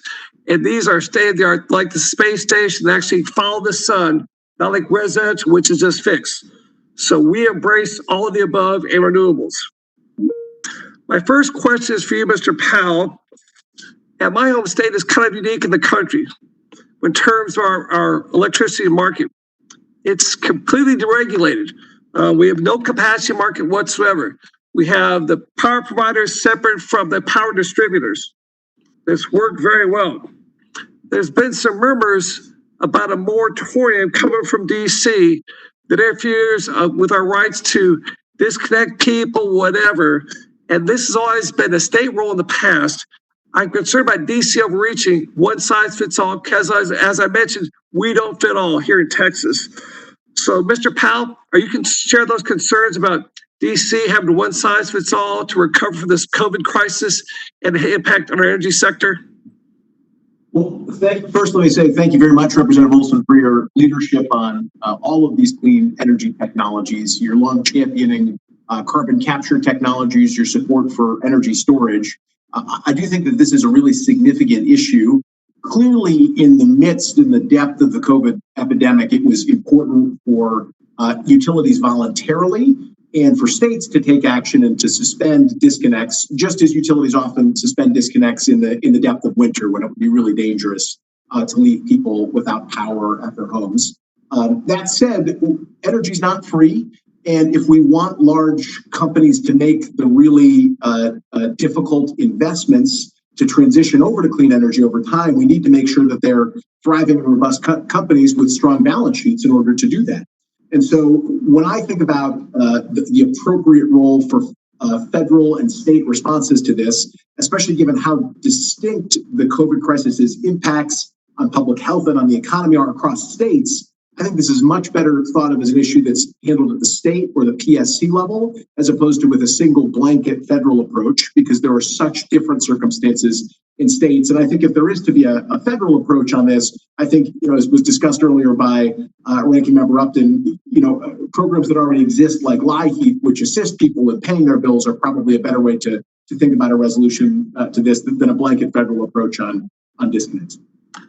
Final question for Secretary Moniz. First of all, Chairman, I have a letter from a group called PISA. They're the Petroleum Suppliers of America, based in midstream. I'd like to put this in the record for the hearing. Is that okay, sir? Without objection? Hearing no objections, so ordered. Thank you, Chairman. My final question is for Secretary Moniz. This goes back to your days as our Energy Secretary. We're losing a lot of people's jobs right here in America, a lot of expertise. Is there a national security risk of these people being sucked up by foreign countries like Russia, like OPEC countries, maybe even Venezuela, take that expertise to their countries and hurt our countries by taking those good paying jobs overseas? Is that a concern, national security concern, sir? Well, as I said earlier, I think that really the solution is much more to build up, for example, CCS, which you know very, very well in Texas, because that's where the same skill sets are required, and I think we can create very, very good jobs that would be attractive and keep those workers and communities whole. I think in terms of the international ramifications, well, first of all, there are clearly some countries that could use some expertise. That's for sure, like Venezuela, for example. But I think the reality is that we have a lot of uncertainty as to where demand is going. Clearly, in oil, we don't know the recovery from COVID. We don't know how the secular change, if you like, in the energy industry is going to affect demand. And so I think that the better way to approach this is to be thinking about our national security is served by building up these new domestic industries where we can keep those workers and put them to work doing something very, very important, literally building a new industry. In fact, you know this, but maybe it's worth saying that, once we start getting into carbon capture and sequestration at, say, the billion ton per year scale, we are talking about building an industry as big as the oil industry today. So I think that's really our path forward. All right. I'm out of time. I yield back. Thank y'all. Gentleman yields back. The chair now recognizes the chairman of the Environmental Subcommittee, the gentleman from the great state of New York, Mr. Taco, for 5 minutes. Thank you, Mr. Chairman. Can you hear me? Hear you quite well. Okay, thank you. First, we should recognize utility workers, grid operators, and other essential employees that have been keeping our energy systems going during the pandemic. And second, I want to associate myself with previous comments about clean energy projects, grid investments, and building retrofits that have been significantly disrupted as a direct result of the COVID pandemic. I see a clear need for immediate relief for these sectors, as well as inclusion in long-term economic recovery efforts through tax policy and other mechanisms. Mr. Powell, I agree with your testimony that we need to think about the policies that will enable us to grow a clean energy economy. And it is worth noting that before the pandemic, we were beginning to think of wind, solar, and energy efficiency as engines for job creation, but obviously that wasn't always the case. So, Mr. Whetstone, can you help us understand the growth in the solar and wind industries over the past decade since our last big economic downturn? Absolutely. Let me see if I'm, can you hear me? I guess Yes, we can. Yeah, the wind and solar have both seen dramatic improvements in cost effectiveness, so they've gotten less expensive. We've seen dramatic improvements in demand as residential consumers and businesses seek wind and solar energy, and the result has been a tremendous economic boom. As we heard from Congressman Olson about wind in Texas, it's happening, wind and solar really across the country. Last year, $55 billion, actually more than that, in investment in wind and solar in this country. 8 years in a row, renewable energy has been the largest source of private sector investment in the United States in infrastructure. And that's significant. And it was the renewable sector played a really key role in helping us through the downturn in 2009 and 2010. Between those 2 years, we got $57 billion in new investment at a time when the economy was generally shrinking. So I'm grateful for that question. And I think there's really good reason to think that with the right policies, renewables can play a really critical role in helping us grow through and recover from the current downturn. Thank you, and it's good to see you. Secretary Moniz, welcome, and good to see you. I'm hoping you can help.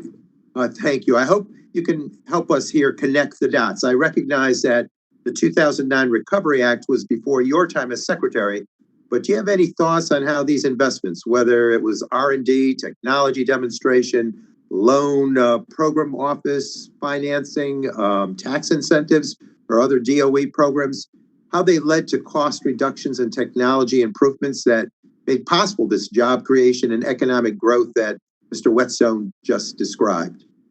Sure. In fact, if we take two different ends of the innovation chain, if you like, I already mentioned with the boost given to the loan program, it basically kicked off the utility scale solar business in this country, and again, up to COVID at least, a very booming industry indeed. And as the industry booms, then of course the costs come down, and that's what Greg Whetstone described. But if we go back to the earlier parts of the innovation process, the ARA kicked off a couple of very substantial programs, such as the Energy Frontier Research Centers, which solve hard science problems, mainly at universities. And of course, ARPA-E, which has been in my view, a fabulous program. Over 80 companies spun out already. So now, if we fast forward to that, to today, now we need to capture the fruits of that innovation, like all the ARPA-E inventions, et cetera. So today, what we would say is, here's the way to move forward and get real stuff happening fast. Let's have follow-on opportunities for ARPA-E, pre-front-end engineering stuff, pre-feed studies, front-end engineering design, prototypes. Let's get them to build prototypes. Let's get new ways of the national labs being potentially a place to help these companies, literally maybe on their territory, build the kinds of pilot plants and prototype plants that get these out into the commercial sphere. So I think we should be in a further stimulus or in the regular appropriations process. These are the kinds of jump starts that we should have, capturing on the last decade's innovation while we seed the next decade's innovation with what I said earlier, a doubling or tripling of those investments, and really having a mindset of inventing new industries. Thank you. Mr. Chairman, I have other job creation and economic potential questions for our witnesses that will get your way, but I thank you for the opportunity and yield back.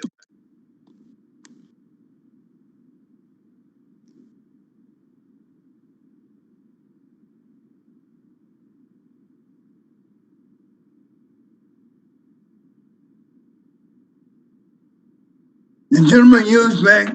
The chair now recognizes the gentleman from the great state of West Virginia, Mr. McKinley, for 5 minutes for questioning. Thank you, Mr. Chairman, and my good friend from Illinois. Look, 70% of the lost jobs that have been mentioned earlier were in the energy efficiency market, which includes HVAC, lighting, insulation, appliances, on and on. Before COVID, the efficiency market was growing in excess of 10% annually. Fortunately, economists are already projecting that these jobs will come back once the crisis subsides, that energy projects were merely postponed, not canceled. Unlike 2008, the job losses were not the result of a policy failure. But look, if the United States is really serious about moving towards 100% renewables, shouldn't Congress ensure that America has a dependable supply chain? Haven't we learned anything from the COVID crisis about the disruptions that we experienced with PPE and pharmaceuticals? America is simply too dependent on foreign sources for critical materials. Consider the ingredients in a battery for electric vehicles. According to Mining News, America is nearly 100% dependent on other nations for its cobalt, lithium, and carbon anodes. The same is true for solar panels. Key minerals like silicon, arsenic, and gallium are primarily sourced from China and Russia. Lund University researchers have projected by the year 2060, the availability of minerals for electric car batteries will need to increase 87,000%. 87,000%. And the wind and solar industry will require similar increases. Can we rely on this level of dependency on China? One option is to start extracting critical minerals domestically, but the environmental left doesn't want us to do that. Arrogantly, they would rather have rogue companies destroy the land and water qualities of other countries instead of safely developing American mining operations. For example, it takes 500,000 gallons of water to obtain 1 ton of lithium. That's a lot of water. Extracting lithium in Chile consumes 63% of all the water available in the region. Now, consider that the Edison Electric Institute projects by 2030, just the next decade, to the end of this decade, the United States could have nearly 19 million electric cars on the road. Using the amount of lithium in a Tesla battery, America will need approximately 2.6 billion pounds of lithium. Think about that amount, 2.6 billion pounds. Think about all the water that'll be wasted to achieve that. America is about to confront a global shortage of key materials. So if environmental groups are preventing us from mining here, and there are critical shortages developing, shouldn't we consider some alternatives? What about an energy source that's efficient, never needs recharged, has zero emissions, and can operate 24/7? Shouldn't we be considering that? That's hydrogen power. And you just heard Muniz talk about that. It's already being used globally as an alternative energy source. We wouldn't be turning our back on fossil fuels, ignoring energy efficiency, but developing energy efficient hydrogen fuel cells could be another tool in our energy toolbox. We still win carbon capture, 45Q, companies like Net Power and Petronova, and advanced nuclear plants. Look, the employment in the energy efficiency market is projected to be just a bump in the road. But the looming problem with the supply chain for critical minerals threatens America's ability to rely on renewable energy. Wouldn't it be novel for Congress to pursue clean, carbon-free emission energy sources without destroying an all-of-the-above energy approach?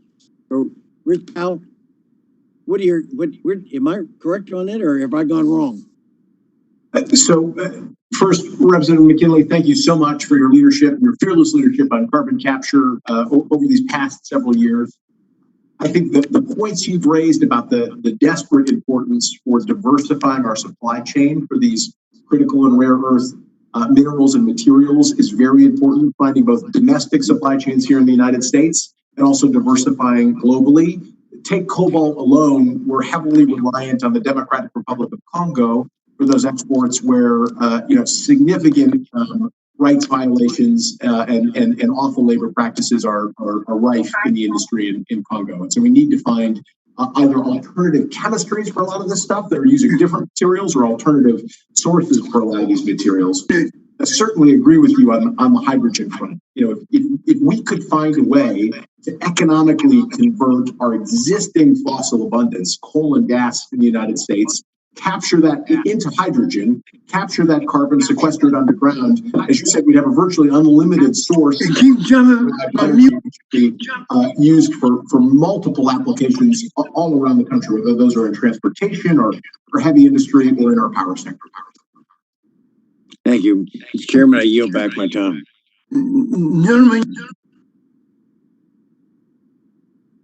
the gentleman used back. The chair now recognizes the gentleman from the great state of Iowa, Mr. Lopsack, for 5 minutes. Well, thank you, Chairman Rush and Ranking Member Upton, for holding this hearing today, and thank you to the witnesses for joining us as well. It's great to see all of my colleagues today, even if it is only virtually. As we've seen, the COVID-19 pandemic has affected nearly every industry across our country in countless ways. As we're discussing today, the clean energy sector has been particularly hard hit, with over 600,000 jobs lost over the past few months. In my home state of Iowa, the clean energy industry supports over 31,000 jobs, many of which are created by small businesses and provide economic opportunity for folks living in our rural communities. I think Iowa is a unique state in some ways for energy and electricity production, and my district truly represents an all-of-the-above energy approach. And I might just say to my colleague, Ms. McMorris Rogers, in August, we're hopefully going to be celebrating the opening of a hydroelectric plant in my district. And thanks for working with me on those issues. I really appreciate it. I see the thumbs up there. That's good. We are the second largest producer of wind energy in the country, behind Texas, as Mr. Olson mentioned earlier, and the largest producer of ethanol and other clean burning biofuels, which significantly reduce carbon emissions in our transportation sector. And we've also seen tremendous continued investment in solar energy. These industries have suffered significant losses in a very short period of time. And it's absolutely critical that we provide both immediate emergency assistance where possible, but also look forward to ways that we can broaden our investment in clean and renewable energy to ensure that this industry comes back stronger than ever. I just have a couple of questions, Mr. Whetstone. First, rural communities, including in my district, have been hit particularly hard by the consequences of this pandemic. Can you elaborate on the unique challenges that the clean energy industry is facing, specifically in rural America? You touched on a number of policy options that Congress could pursue in your testimony, but can you elaborate on what you see as being particularly crucial for the recovery of these jobs in our rural communities, particularly in the wind industry? Thank you. Sure. And thank you for the question, Congressman. The wind sector is subject to the same shelter-in-place requirements and supply chain disruptions, the difficulty securing permitting, inspections, and constraints in tax equity financing that make it hard to continue to move these major projects forward. The same thing is really mirrored on the solar side, but wind is seeing that in particular. The new Treasury guidance, we credit Secretary Mnuchin. It's helpful, an additional year to complete projects that were built in 2016 and 17. But what we're facing now in the wind sector is the difficulty in monetizing credits, particularly looking forward. And you need that for the financing to let these projects go forward. And that's the reason that we are asking that the credits be made refundable on a temporary basis. I would also add that Congress, for the wind sector, created an additional year of a 60% value production tax credit for this year. And we're not really seeing the ability to take advantage of that policy that Congress provided to allow for continued growth in this COVID economy. So extending that would be immensely helpful. Thank you. I do have to say, I was on Interstate 80 east of Des Moines just recently, and we do have a couple of relatively new wind energy projects there. First time east of Des Moines on Interstate 80. We have another one even further east now under construction, so that's some good news. I don't have much time left, but Secretary Moniz, gentleman's time is... I think I have about 50 seconds, don't I? Okay, yes, you knew. I'm sorry. Yeah, you knew. Secretary Moniz, the biggest concern that a lot of us have going forward is to make sure that we have a clean energy industry, but also one that provides energy at decent prices for folks. How can we reconcile some of those concerns? Well, first of all, I'd like to say in terms of the rural issues and more generally, I'd like to just go back and repeat that I think there's a big opportunity for public buildings and schools and efficiency and modernization upgrades in addition to the wind and solar issues. In Iowa, certainly, as you mentioned, wind, actually, you could have taken credit as having more wind than Texas, normalized to the size of the state and the energy. Been wholesome today. Right. Just to note that, because I think it should be stated that building wind in Iowa has been such a fantastic way to also attract business in terms of corporate sourcing of wind and solar. So I think that is really terrific. In terms of the cost, clearly the costs, as Greg has said, have come way down, except that we need to talk about the storage implications, which obviously add several cents per kilowatt hour to the costs. But my real issue, and everything we've already said in terms of sourcing the elements for the batteries, et cetera, but I think maybe in Iowa, a real focus on looking at the storage technologies that are specifically aimed at large stationary use, which could be alternative chemistries, not subject to the vagaries of these supply chain constraints on rare metals and minerals, I think could be very important. Thank you so much. You mentioned a dam, and of course the extent to which you can use hydro for storage on longer timescales, like a day, would also be another way of integrating the resources in a very economical way. Thank you so much, and thank you, Mr. Chairman. I yield back. Gentleman yields back. The chair now recognizes a gentleman from the greatest state of all, the great state of Illinois, Mr. Kissinger, for 5 minutes. Thank you, Mr. Chairman. You're right. It's the greatest state, and you also are like my only chairman that actually pronounces my last name correctly. So thank you very much, and I appreciate that. Obviously, we've seen in real disbelief, a virus that we didn't know existed 8 months ago, wipe out many, many years of jobs gains, 110,000 American deaths and counting. But some jobs are coming back online, but the extent of the damage broadly into the energy sector still remains unclear. But if there's a lesson that we've learned, it's also we've seen the resiliency and reliability in terms of baseload and peak power generation. Some have discussed the unusual stresses on the system and the increased workplace safety and health protocols. But in spite of those challenges, we've seen results. Mr. Powell mentioned some of the successes in nuclear. Spring outages went on as scheduled, each involving as much as 1,000 or 2,000 added personnel. Today, 29 of 30 reactors are online and running with no blackouts or major disruptions reported. Mr. Powell, in your testimony, you touched on the need for regulatory reform as part of any approach to break our way through the effects of the pandemic.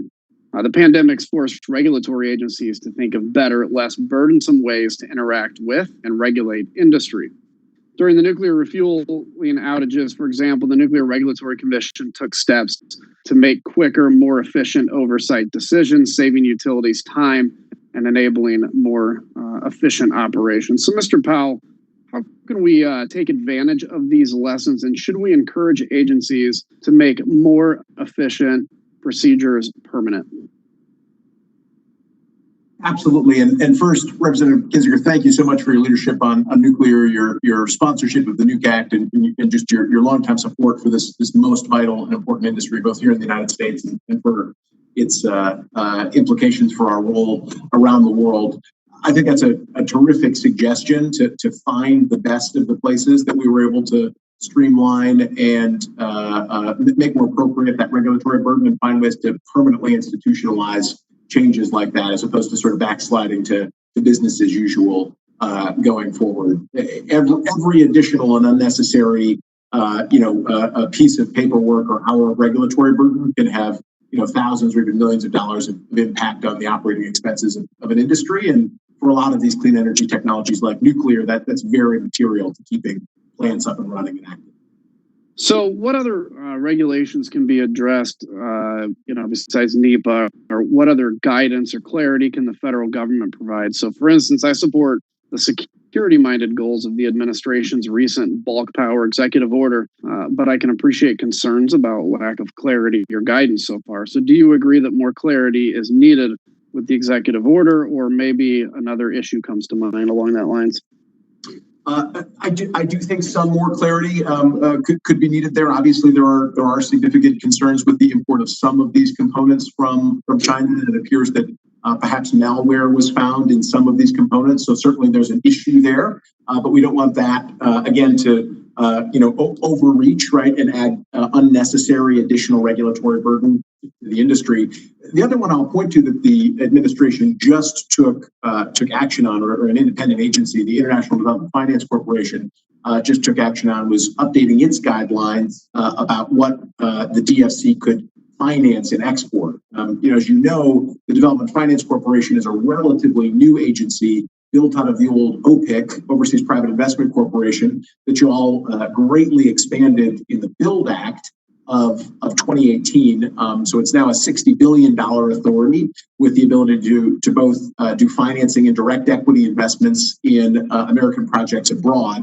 And it was specifically expanded with the goal of pushing back on the Chinese Belt and Road Initiative, especially in rapidly developing and strategically significant countries. Unfortunately, when it became the Development Finance Corporation, it inherited some of the old OPIC restrictions, including on financing nuclear projects, even though it had a much larger mandate and more resources to work with. And so I think it was very appropriate and timely that the administration just took this step of updating that guidance, or proposing to update that guidance. We're in a comment period right now, but allowing our exporters, particularly who have small modular reactors or micro reactors or even full-size reactors, to now use OPIC financing, potentially, if the deals can come together, to export them around the world. I think that's a great. Thank you. And we need a renaissance here with existing nuclear plants too. It's a national security issue. It's a climate security issue, and the Russians and the Chinese have figured that out. So, Mr. Chairman, thank you, and I'll yield back. The gentleman yields back. The chair now recognizes the gentleman from the great state of North Carolina, Mr. Butterfield, for 5 minutes.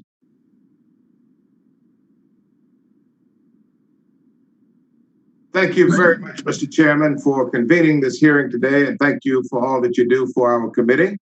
You've been on this committee now for a long time, and I've had the privilege of serving with you at least for the last 13 years, and just thank you for the work that you do.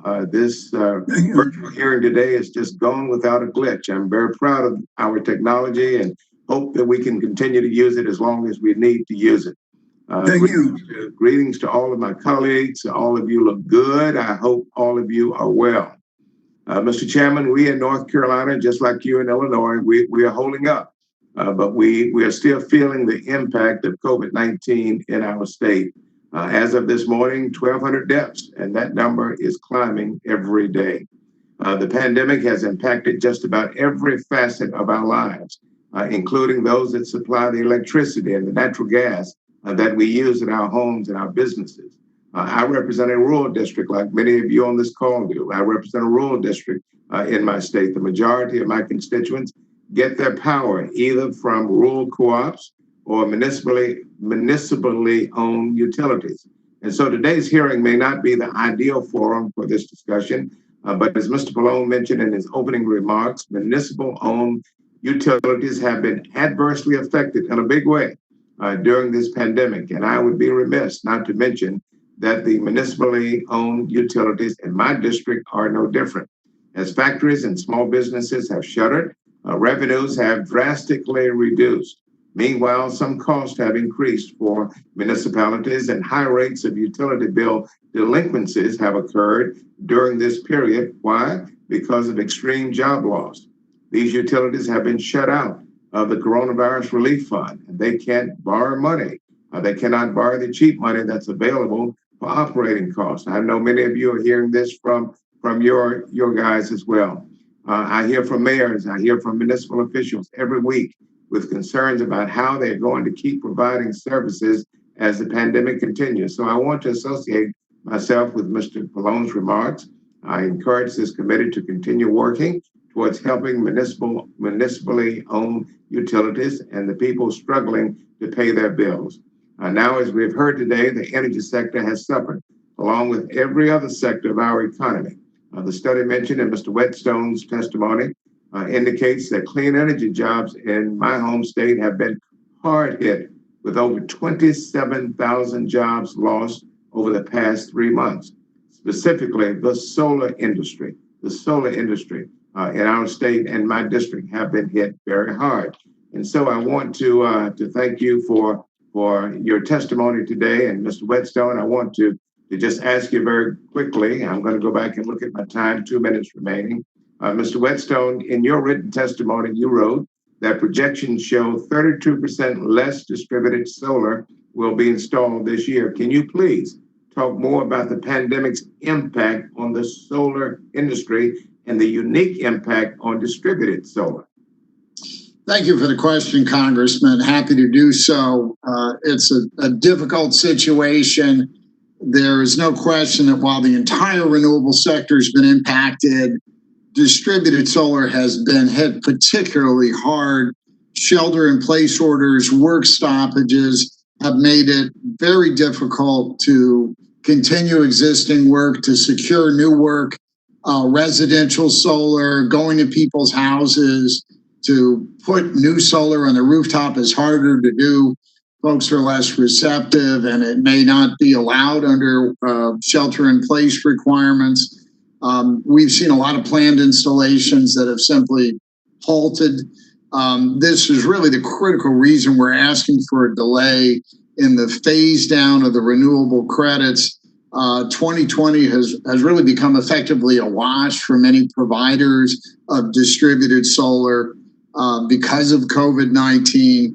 So to benefit from the 26% credit year Congress intended, we are seeking that extra time in order to allow solar to continue to grow the balance of this year and through next as well.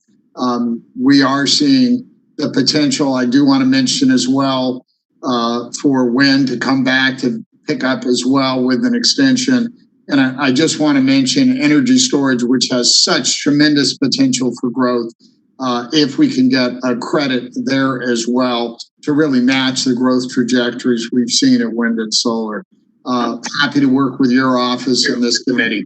Thank you so very much for your testimony. I yield back, Mr. Chairman. If Mr. Chairman, could I just repeat my earlier comment about community solar may be something to look at without having the constraints about the residential access? Thank you. Yes, sir. The gentleman yields back. The chair now recognizes the gentleman from the great state of Virginia, Mr. Griffin, for 5 minutes. Thank you very much, Mr. Chairman. I greatly appreciate it. First, I want to thank you, Mr. Powell, for your focus on unnecessary and duplicative regulations that are needlessly slowing down and in some cases preventing energy efficiency and pollution control projects that could be putting energy workers back to work, and in particular for the support of my new source review legislation that would streamline the NSR permitting process, making it easier to update and retrofit existing facilities to make them cleaner and more efficient. I urge the committee to act on this legislation. It would result in projects that are beneficial both to our environment and it would create more jobs. Mr. Powell, your testimony underscores that China is still moving forward on new coal investments, and emissions in China and India are expected to grow in the future. Unlike coal plants and industry in the U.S. and in many Western countries, Chinese industry seems unencumbered by regulatory restrictions. How can the U.S. facilitate the adoption of new, clean coal and carbon capture technologies around the world? Thank you very much for that question, Representative. Thank you very much for that question, Representative, and thank you again for your leadership on new source review. I think it's so important that we don't let the letter of the law interfere with the spirit of the law, and we don't let the existing regulations stand in the way of upgrades and important efficiency and carbon capture improvements to these facilities that would reduce emissions overall. So very, very important to address and reform there. There are a number of things that we need to do to radically reduce the cost and improve the performance of carbon capture technologies. It starts with things like the regulatory reform that you mentioned and have championed, so that there's indeed permission to make those kinds of investments on the plants. We then need significant additional demonstrations of the technologies. So while we have at this point one very large and successful operating coal plant demonstration in this country in Representative Olson's district, the Petra Nova project, which was completed on time and on budget and has now sequestered literally millions of tons of CO2 into an older tertiary oil field. We need more demonstrations of these technologies in order to bring down the cost. Secretary Moniz earlier mentioned the importance of these pre-feed studies and these feed studies. That's the front-end engineering and design, which helps an innovator and a project developer determine if there's a there on the project, if it's technically and economically sound under any circumstances.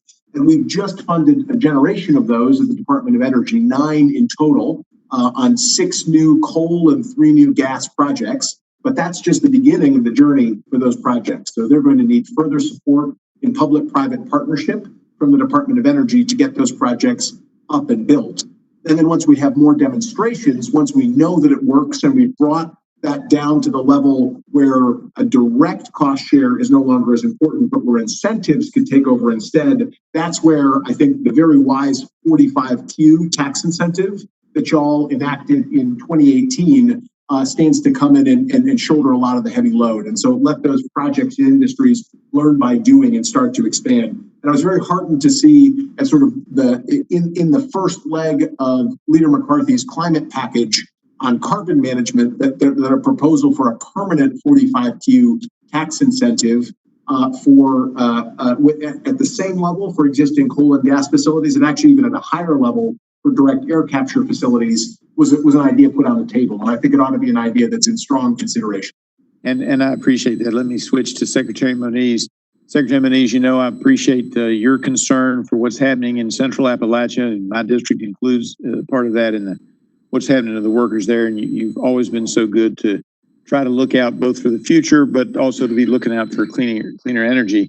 Do you agree with the sentiments that China and India and other developing countries will not abandon fossil fuels as they seek to rebuild their economies post-COVID? And would you agree that we should not give up on clean coal innovation, and likewise that we should not cede our technological edge on fossil research to other nations? Well, I think this your question, and by the way, it's been a pleasure. It was a pleasure working with you as well, and your district. I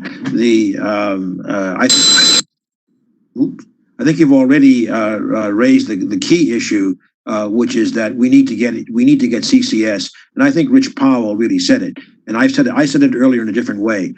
We need to build this as an industry, not just as a set of projects, but we need to have the mindset that this is a new industry with a major new infrastructure. Once we do that, we will set the stage for the global introduction of CCS, because that's what we need.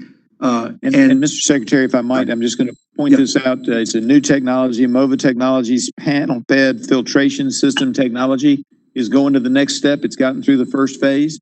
And I think that's got some real potential too. I just point that out to you. My time is up, so I'm going to have to yield back. But I don't know that technology, but we can look at it. Yeah. Yes, sir. I know you will. Thank you so much. The gentleman's time is up. The chair now recognizes the gentleman from the great state of Vermont, Mr. Welch, for 5 minutes. Thank you very much, Mr. Chairman. And I want to thank all the panelists for really excellent presentation. And it's wonderful to be with my colleagues, especially on this issue, because while each of us comes from an area like Mr. Griffin and my good friend, Mr. McKinley, too, where it's cold, others of us come from other parts where we've got in Vermont a lot of solar and a lot of energy efficiency. And the fact is that if we kind of adopt the approach that I think Secretary Moniz has, of all of the above, what's practical, what works here, what's going to give us energy and independence, be efficient, and be affordable and sustainable, there's a lot of room for us to make progress together. Secretary Moniz, I want to just ask a couple of questions about energy efficiency. You noted in the outset that we lost a lot of energy efficiency and solar jobs. Vermont, in fact, per capita, lost the most. We want to get them back. And Mr. McKinley and I have been working on a bill called the Homes Act, which would provide rebates to homeowners who employ contractors to do energy efficiency. And of course, our contractors can't even do it now because they can't get in the homes. And we've modified our legislation to provide an incentive for online training and an opportunity for the contractors to rehire their workers. You know, they need the workers, and they need to be trained. We give a tax incentive if it's 20,000. If the homeowner gets 20% reduction or increase in efficiency, they get 2,000. 40%, it's 4,000. Could you comment on your view about the efficacy of that? Mr. McKinley and I see that as good for the homeowner. They save on their energy bill, good for the local contractors, and that's true in West Virginia or Virginia, as well as Vermont. And obviously there's the benefit of lower carbon emissions. So I appreciate you speaking directly to that, if you would. Certainly happy to, Congressman Welch. Good to see you again. I might just note that in terms of the general numbers, the efficiency accounts for 2.4 million jobs in the United States, and roughly half of those are in fact in construction, doing exactly the kind of work that you're talking about. And I think that's not been generally recognized. And Vermont has in the table, in one of the slides we showed, Vermont, in fact, has the largest number of efficiency workers normalized to its workforce size in the country. So, unfortunately, the other side of that coin is that temporarily, at least, you've been hit hard. Hopefully, that will come back. I think the incentives you're talking about, I think, are really important and have all the benefits you say. There's no need to repeat them.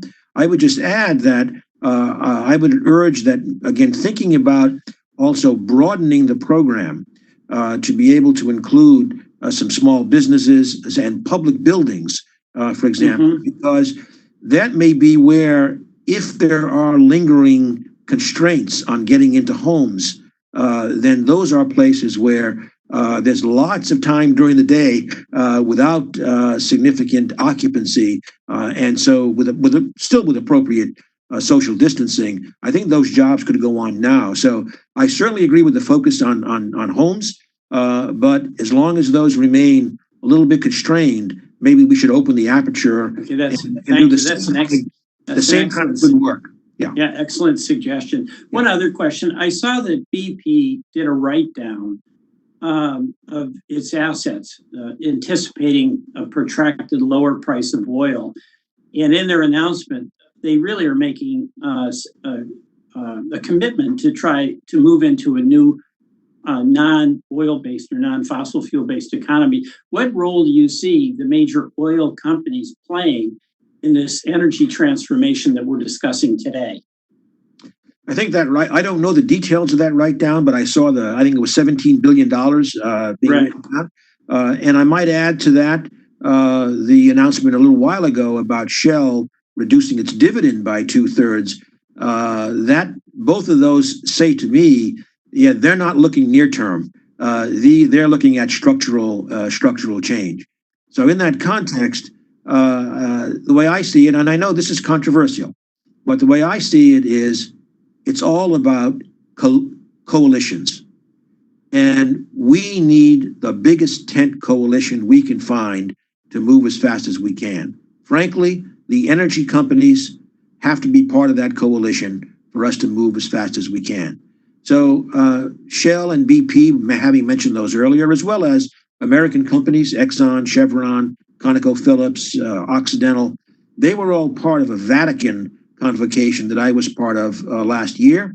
And they were all signatories to a carbon pricing statement, carbon emissions pricing statement, and to a corporate transparency in carbon reporting statement.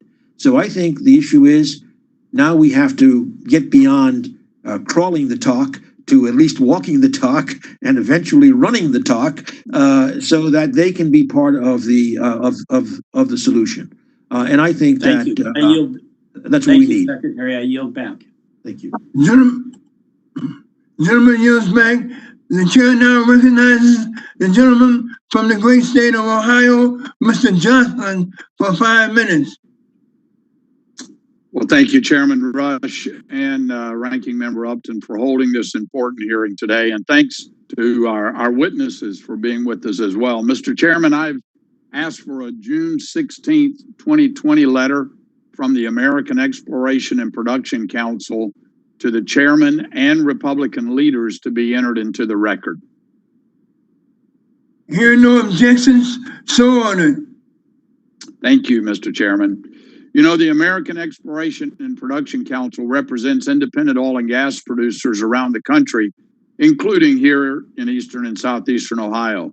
According to their findings, 65% of on-land oil drilling rigs have been idled in the U.S. as a result of this unprecedented drop in demand due to the COVID shutdown, and it was made even worse by the Saudi-Russian-induced price war. In energy-rich parts of our country, like my district, the shale revolution has provided an economic lifeline to communities.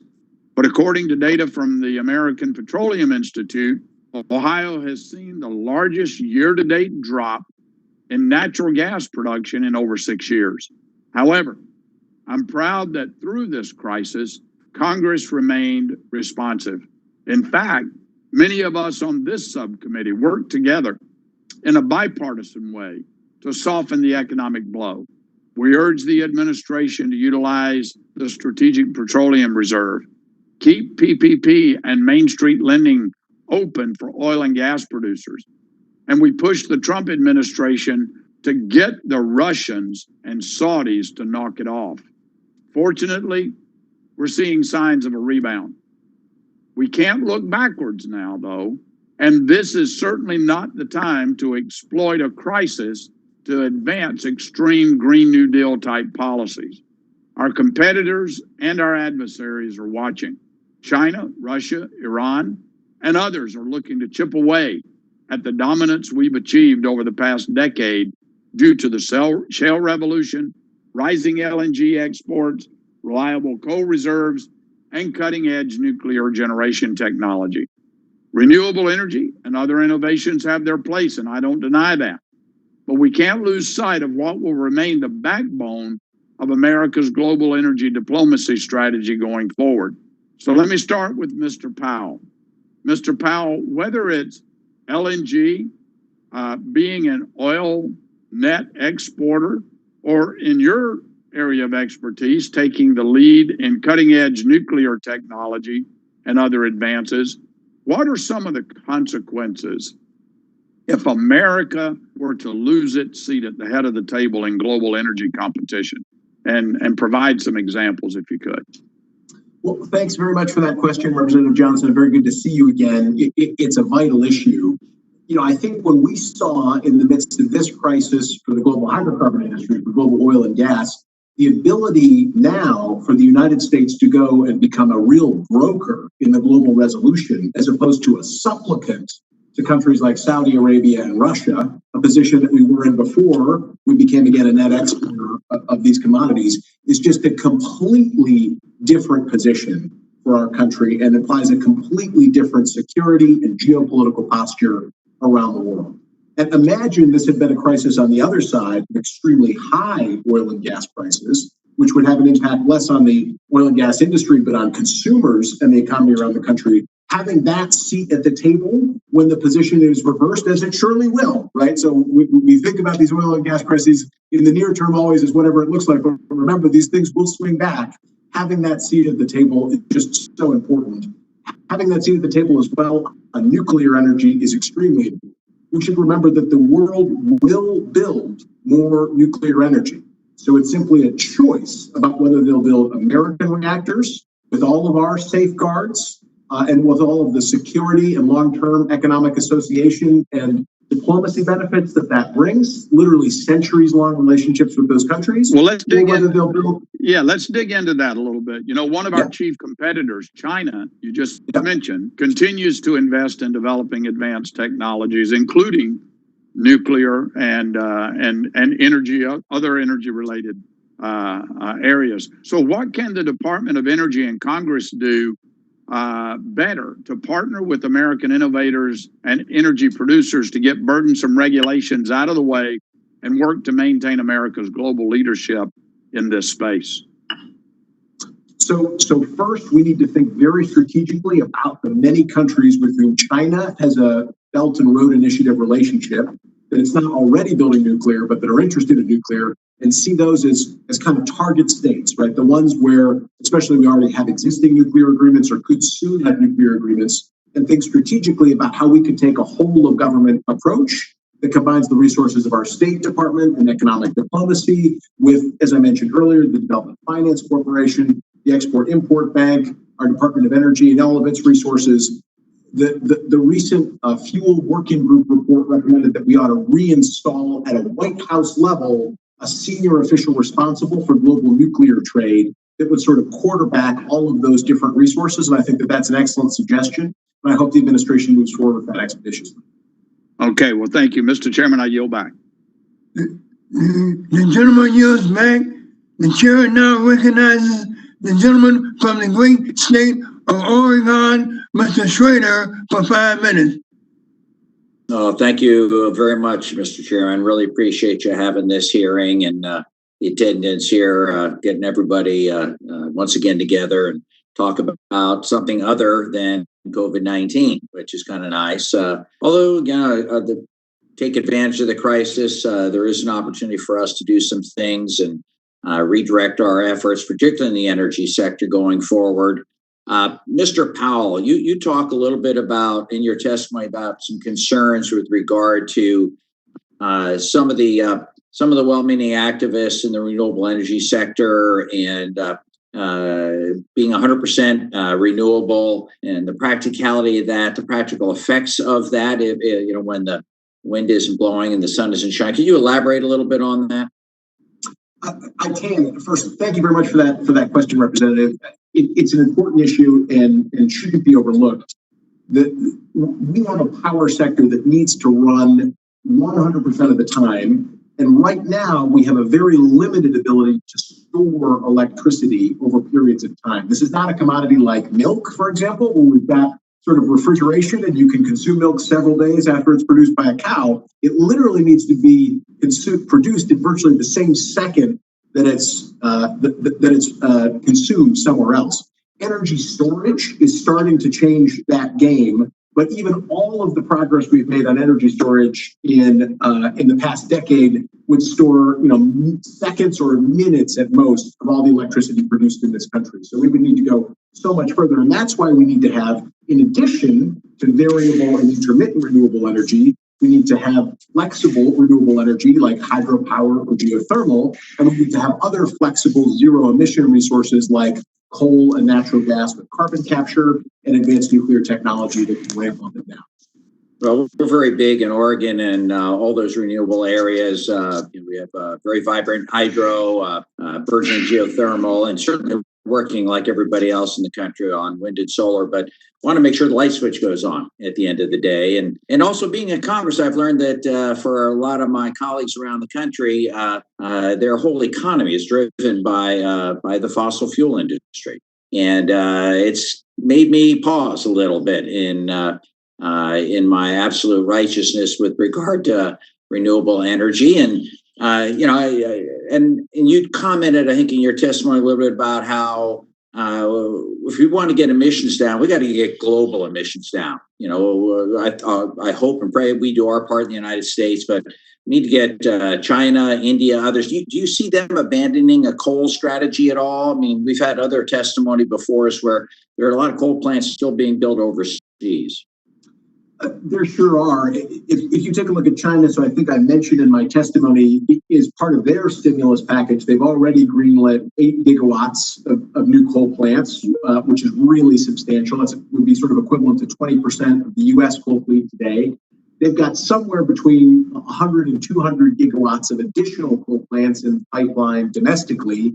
And globally, as part of the Belt and Road Initiative, they're building about another 100 gigawatts around the world. It's about half of all the power projects that they're undertaking.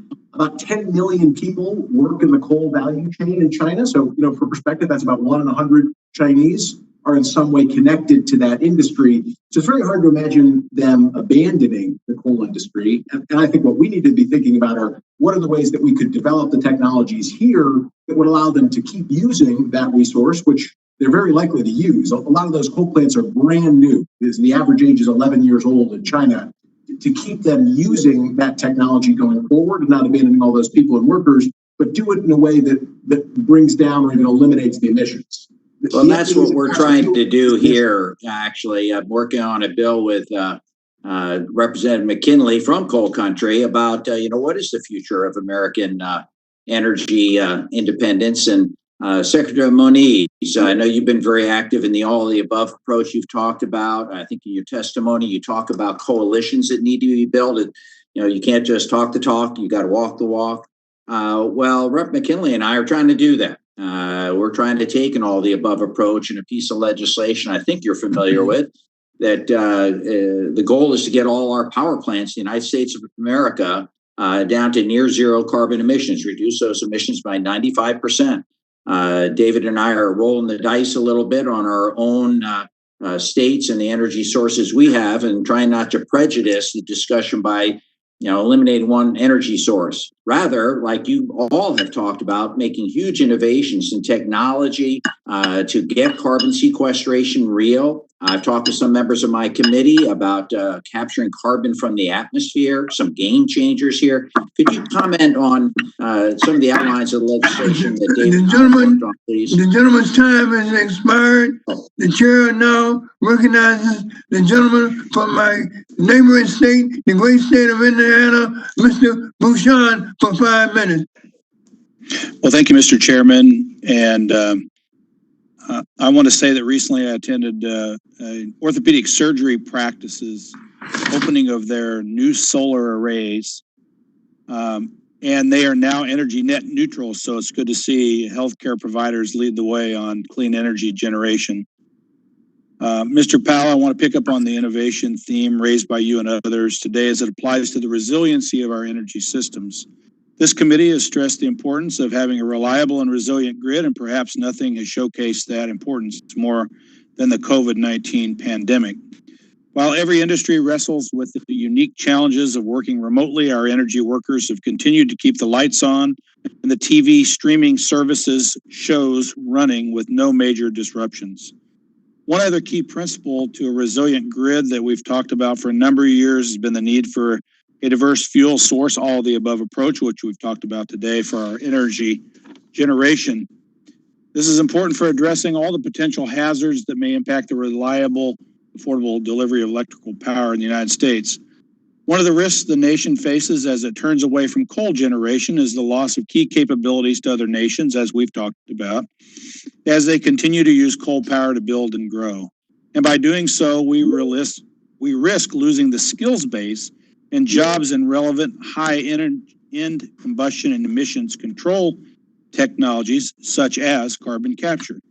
If we're going to rebuild our manufacturing and technology competitiveness in energy, how do we do that, Mr. Powell, we continue to allow critical industrial capabilities to literally deplete and die off with divesting completely in the coal industry, as some people have suggested? Well, thank you for that question, Representative Bouchard, and thank you so much for your leadership on across these clean energy issues, including on hydropower, another issue very near and dear to our in your heart, I think.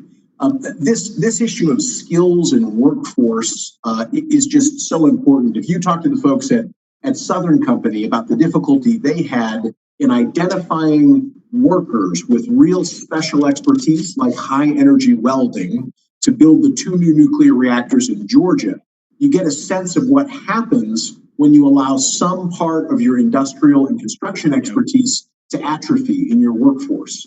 Fewer and fewer people take on that highly skilled labor and invest the years required to get the certifications and the expertise to do it.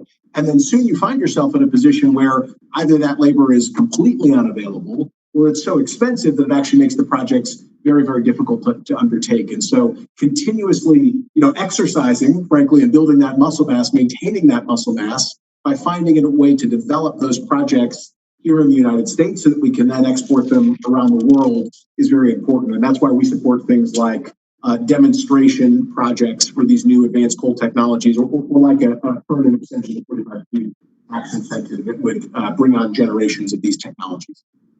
Yeah, I think the risk of losing high-skilled workers, is particularly in the coal industry or the fossil fuel industry, is real. And if we want to be competitive, it's clear the world will continue to demand coal for the foreseeable future. So to ensure it's the cleanest burning technology, shouldn't the U.S. be competing there and taking advantage of carbon capture and sequestration and other tools to actually build the newest, cleanest, most innovative projects? I guess my question is, we should be leading, correct, in developing these type of technologies and not allowing our workforce to deplete to the point where we really can't compete.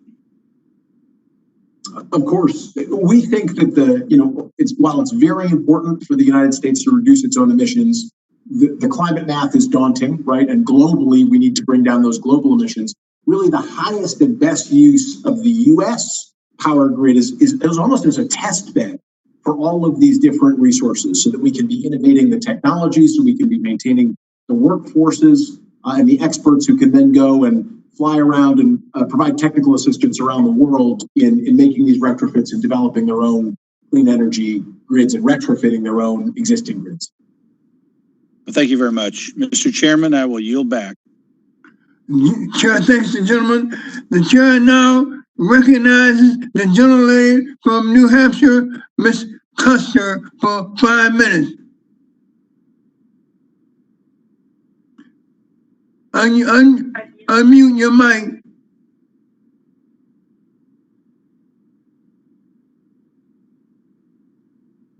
Unmute your... Again, I'm sorry, okay. I did once. Thank you, Mr. Chairman, for convening this important hearing on the COVID-19 impact on the energy sector.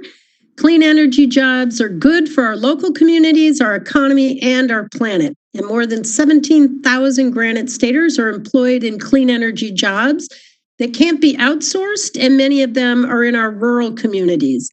I'm particularly proud that 13% of our clean energy workforce is comprised of veterans. It's not surprising that after serving their country, veterans are drawn to a field where they can continue to make a difference.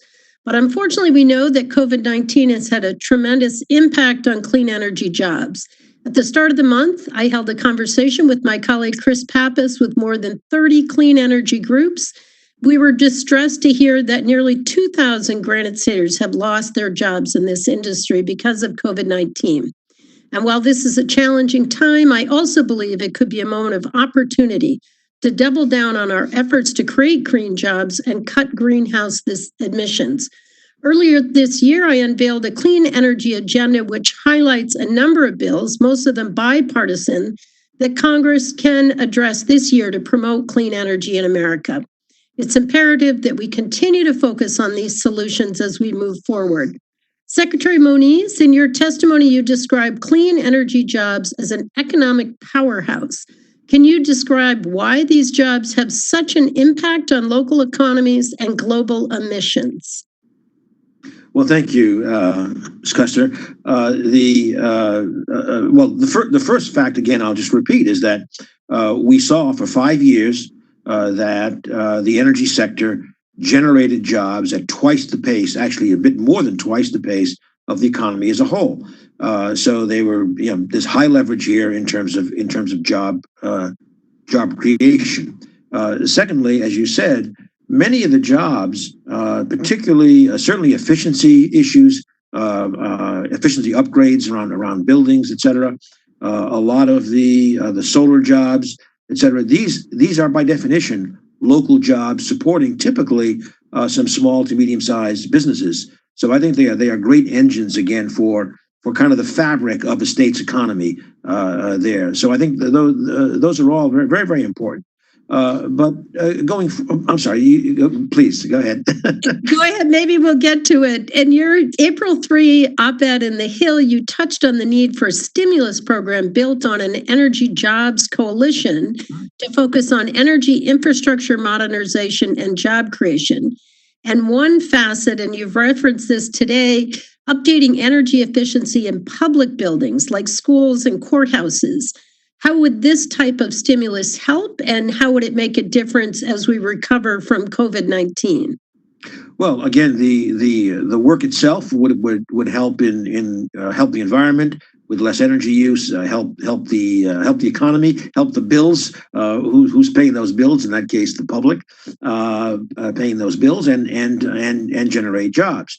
Now, the advantage of the public buildings, as I emphasized, is also that they do tend to have large times of the day without heavy occupancy, so that even if we remain constrained with COVID, as we are in many of the residential situations, that we still have the opportunity to move out strongly with these jobs. So this is a big opportunity, and we are going to need, as we emphasized, we're going to need a lot of new jobs. Earlier, there was some discussion that, well, all the energy jobs will come back. Well, I wish that were the case. I'm not convinced that it's going to be the case in energy any more than it is throughout the economy, because frankly, a lot of the smaller enterprises just going to have a hard time coming out the other side. So we got to get those jobs back as best we can, but we need to create millions of new jobs. And that's where, in that op-ed, we emphasized, boy, you got great leverage in the energy sector to do that. Well, thank you. And I will submit for the record a question about the impact on marginalized communities, but my time is coming to an end. Thank you. And thank you, Mr. Chairman, for holding this important hearing. The chair thanks the gentlelady. The gentlelady yields back. The chair now recognizes the gentleman from the great state of Texas, Mr. Flores, for 5 minutes. Thank you, Mr. Chairman. I want to thank the witnesses for appearing today. Clearly, COVID-19 has severely impacted all of the energy sector, but in particular, the oil and gas industry. The impact has been variously described as historic and resulting in all-time lows. In March and April, for instance, drilling fell a record 52%. Refinery throughput and capacity utilization had their largest declines on record since 1985. But a strong rebound in the energy sector is essential to the overall economic recovery and revitalization of the job market. Due to the historic dominance of the U.S. oil and gas sector globally, and given the sustainability of the industry, we're already seeing some minor improvement. Credit to the industry strength. But as much as we need the oil and gas markets to rebound quickly and drive overall economic activity, we must not reduce efforts to create sustainable and long-term growth in other sectors.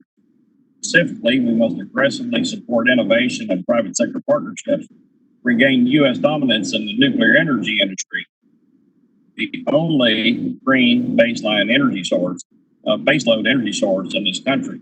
In 2017, we passed and funded the Nuclear Energy Innovation and Modernization Act. Among other things, the Act directed the Nuclear Regulatory Commission to prepare regulatory structure to support new safety attributes of these advanced technologies and fuels. There's a clear urgency to get these technologies to the market. And HR 1760, the Advanced Nuclear Fuel Availability Act, which passed the House twice and currently awaits Senate action, we created a public-private consortium to facilitate development of a market for advanced fuels, thus ensuring that taxpayer support is well spent. So, Mr. Powell, I have a couple of questions for you. First of all, can you speak to how a public-private consortium can ensure access to the type of fuel needed for advanced reactors and support the development of a market for advanced fuels? Absolutely. Thank you for the question, Representative Flores. Good to see you. Good to see you're doing your part to reinvigorate demand for oil and gas in this country at the moment. And thank you so much for your long support for advanced nuclear fuel, or HALEU, as we call it. As Secretary Moniz mentioned earlier, this is a vital issue. If we have a next generation of advanced nuclear reactors that require a higher test fuel, but we don't have any of that higher test fuel available because we don't have a domestic capacity to produce it, we could have a whole generation of these new companies and entrepreneurs and technologies that don't have anywhere to go to actually run their technologies in the United States. And so I absolutely support the idea of creating a public-private consortium to develop a sustainable supply of HALEU. I think that could start by creating a reserve of HALEU on using the capacities already at the Department of Energy, either down blending fuel that was used in the nuclear navy, or perhaps even weapons grade materials, to something that can be used for civilian reactors, but that's still significantly more powerful than is currently used by civilian reactors. I think that would make a lot of sense. Without that sort of pump priming for the market, it's difficult to see how this will emerge. There's a kind of a chicken and the egg problem of no companies wanting to invest in very large resources required to create that enrichment capacity. And then without that enrichment capacity and that fuel available, the companies might not come along that actually want to have reactors to use it. And so government working with the private sector, taking the first step in setting up that market seems appropriate and important in this case. Well, thanks, Ms. Bell. I have two questions in the minute 20 seconds I have left.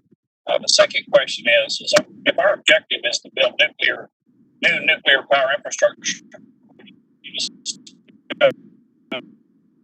let's have a license.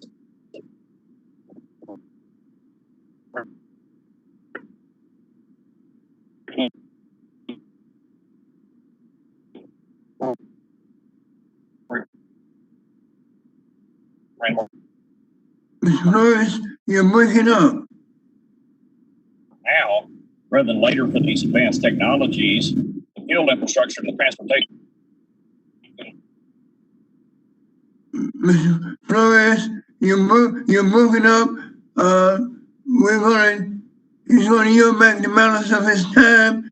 And now the chair now recognizes the gentleman from the great state of Massachusetts, Mr. Kennedy, for 5 minutes. Mr. Chairman, thank you. And thank you very much for the limited time I have and the 4 cellular signal I have, I will submit questions for the Mr. Flores, you yield back. I'll give you 30 seconds at the end of the hearing if you so desire. The chair now recognizes Mr. Kennedy for 5 minutes. Thank you, Mr. Chairman. I want to give a special welcome to my friend and my former neighbor, Secretary Moniz. Without question, COVID has upended nearly every facet of our lives. Last week, we had the opportunity to discuss the devastating impacts of this pandemic that it's had on our frontline communities and environmental justice communities. Particularly, how decades of policy choices have left certain communities, predominantly low-income and minority, far more vulnerable to the effects of COVID. COVID didn't create the racial disparities that we see today. It shined a bright light and exposed the underlying inequities of our system that many have known to be true for a very long time. First off, I want to echo many of the comments from our chairman, Rush. He has spent years working on expanding diversity and opportunity for people of all backgrounds into the energy field, and I stand with him on that effort. The impact of COVID-19 on the clean energy industry is significant. According to E2, the clean energy job losses for the last 3 months amount to 620,000 jobs nationally. And in Massachusetts, that's nearly 20,000 jobs, more than a 17% decline. We must focus on policies that support clean energy industry and provide opportunity for all communities and workers of different backgrounds. President Trump had recently signed an executive order allowing agencies to invoke their emergency powers to expedite environmental reviews for infrastructure projects. Unsurprisingly, the president's focus is only on fossil fuel projects related to energy.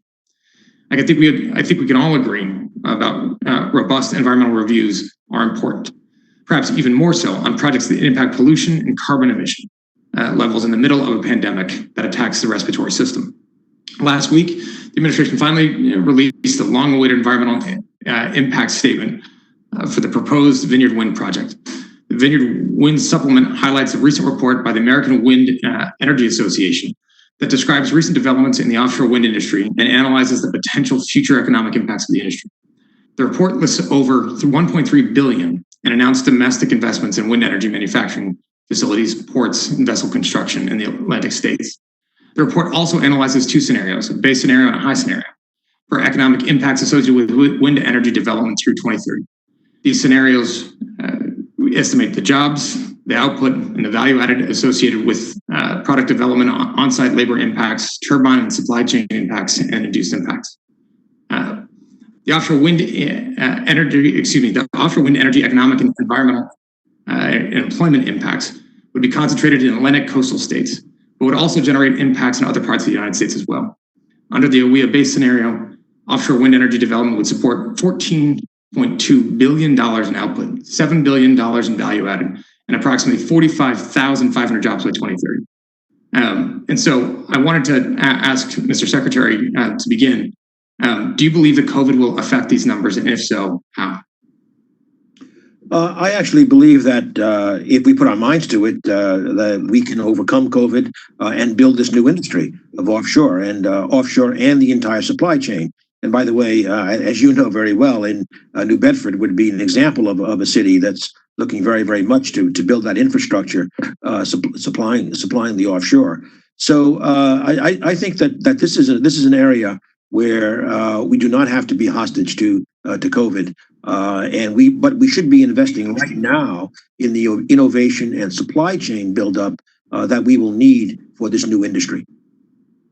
And so building on that piece, sir, what specifically then would you suggest the impacts for southeastern Massachusetts for communities like Fall River, New Bedford, and all of southeastern New England could be monumental?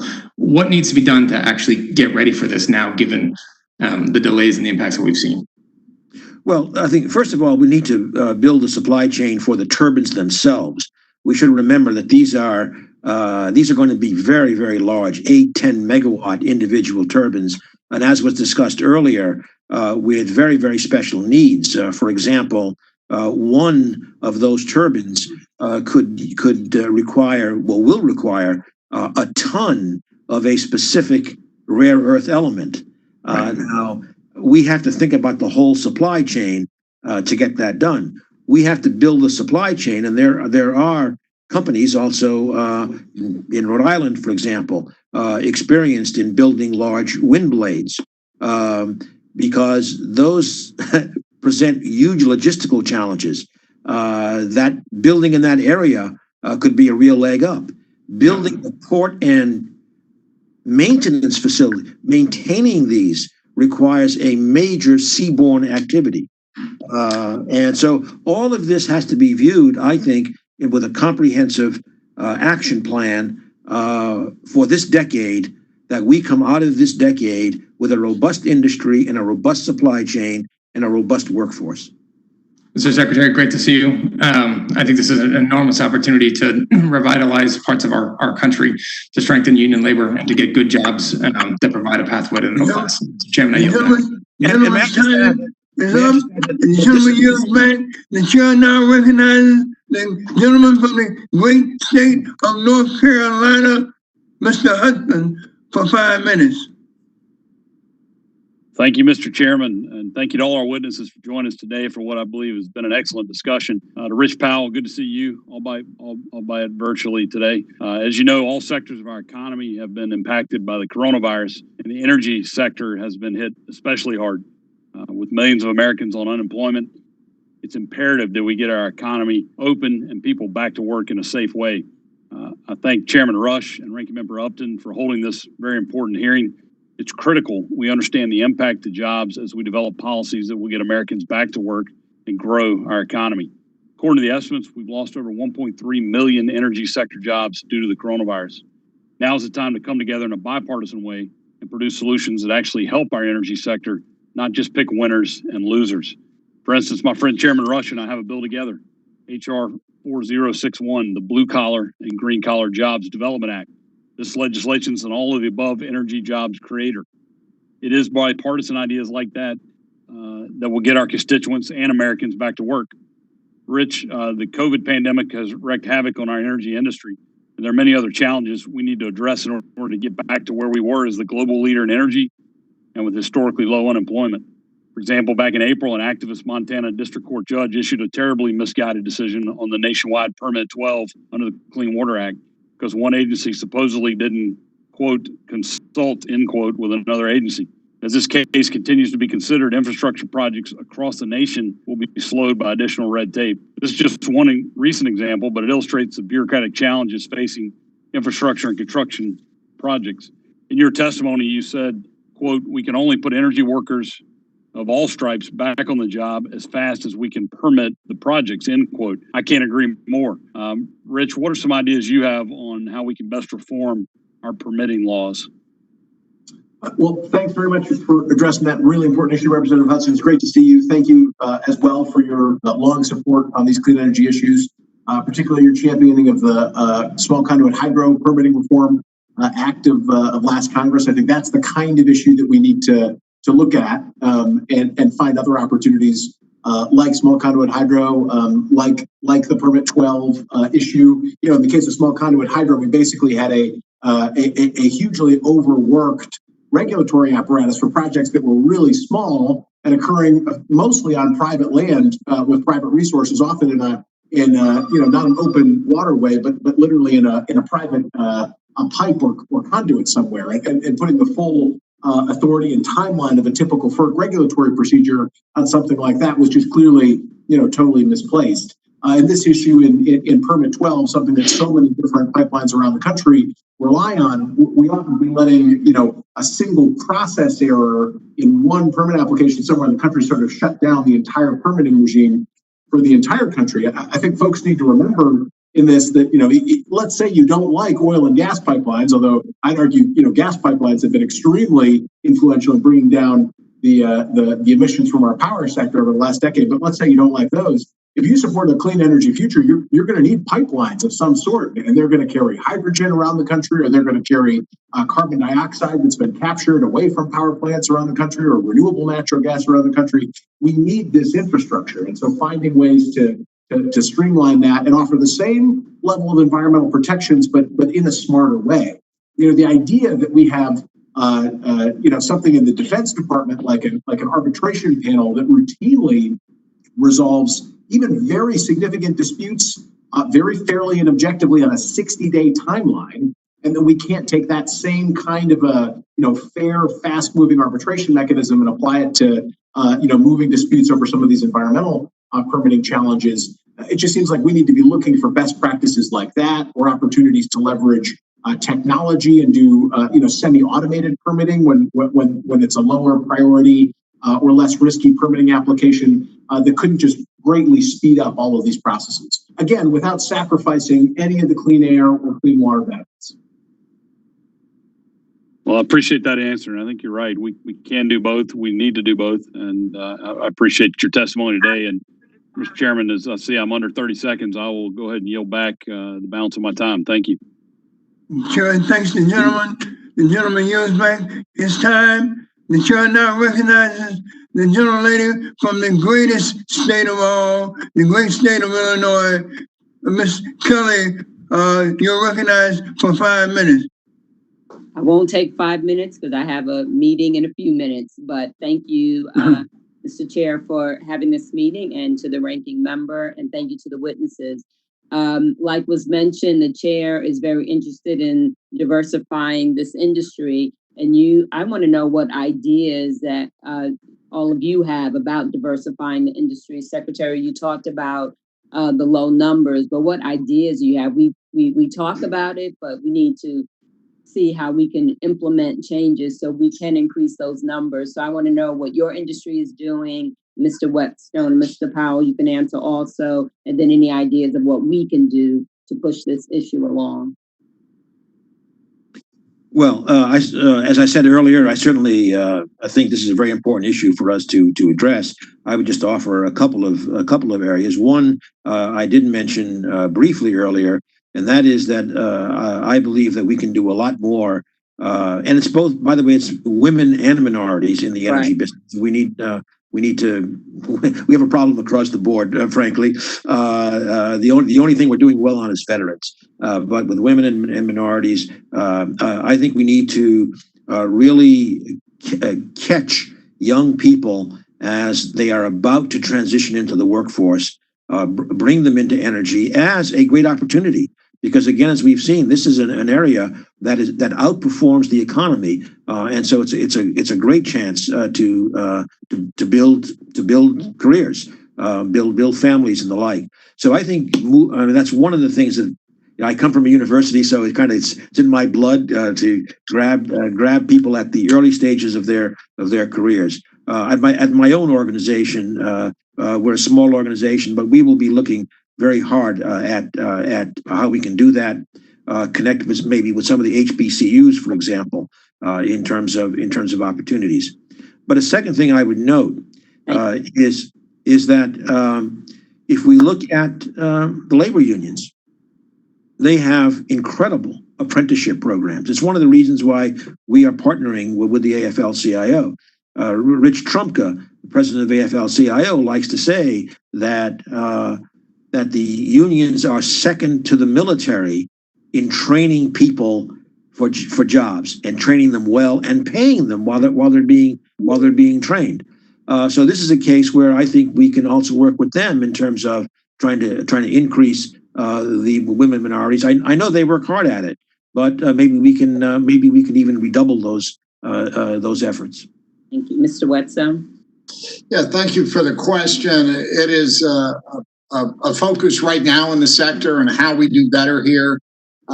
Certainly connecting, recruiting more from historically black colleges and universities is a big part of that. But as the secretary mentioned, training, looking for ways to bring more folks into the sector. We're looking at establishing at ACOR specifically some internship programs that will help do that. Also, we put on events that we think are relevant educational events that will help people understand the business dynamics in this sector.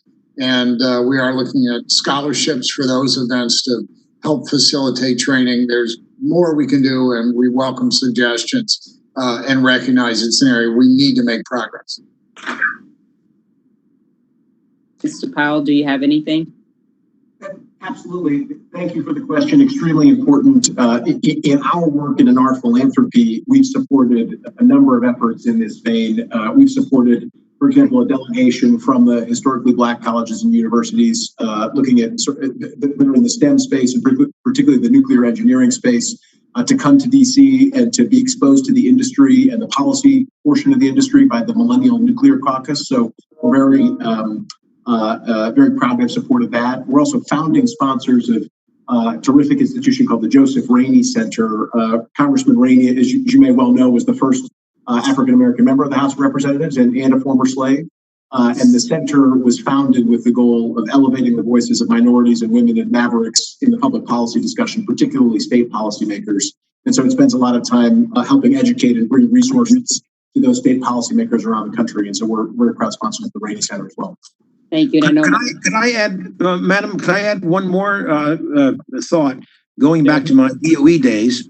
And that is that, for example, the National Nuclear Security Administration of the DOE, we formed a program with HBCUs on training cyber experts.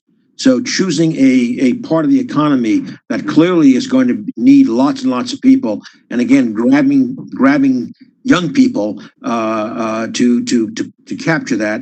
And the second program was not with minorities directly, but maybe there's a lesson here. We worked with the military, and the military allowed those who were within 6 months of leaving the military to start what was in effect an apprenticeship program, a training program, so that when they came out, they were ready to install solar. My time's up, so I'm just to share before you tell me. Thank you so much. Ladies, yields back. The chair now recognizes the gentlelady from California, Ms. Barragan, for 5 minutes. Thank you, Mr. Chairman. Thank you for holding this very important hearing. The disruption of the clean energy industry by the pandemic has led to hundreds of thousands of job losses. California has been the hardest hit.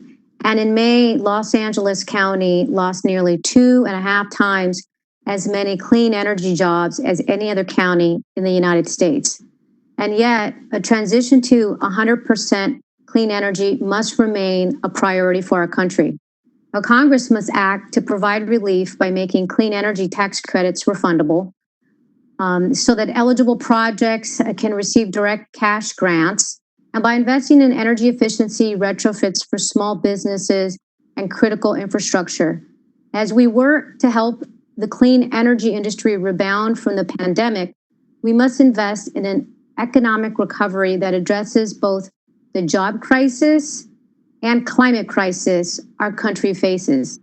I believe this will take a transformational investment in the clean energy economy so that we build back better by creating millions of jobs and reducing pollution in our Black and Brown communities that have been hit the hardest by the pandemic.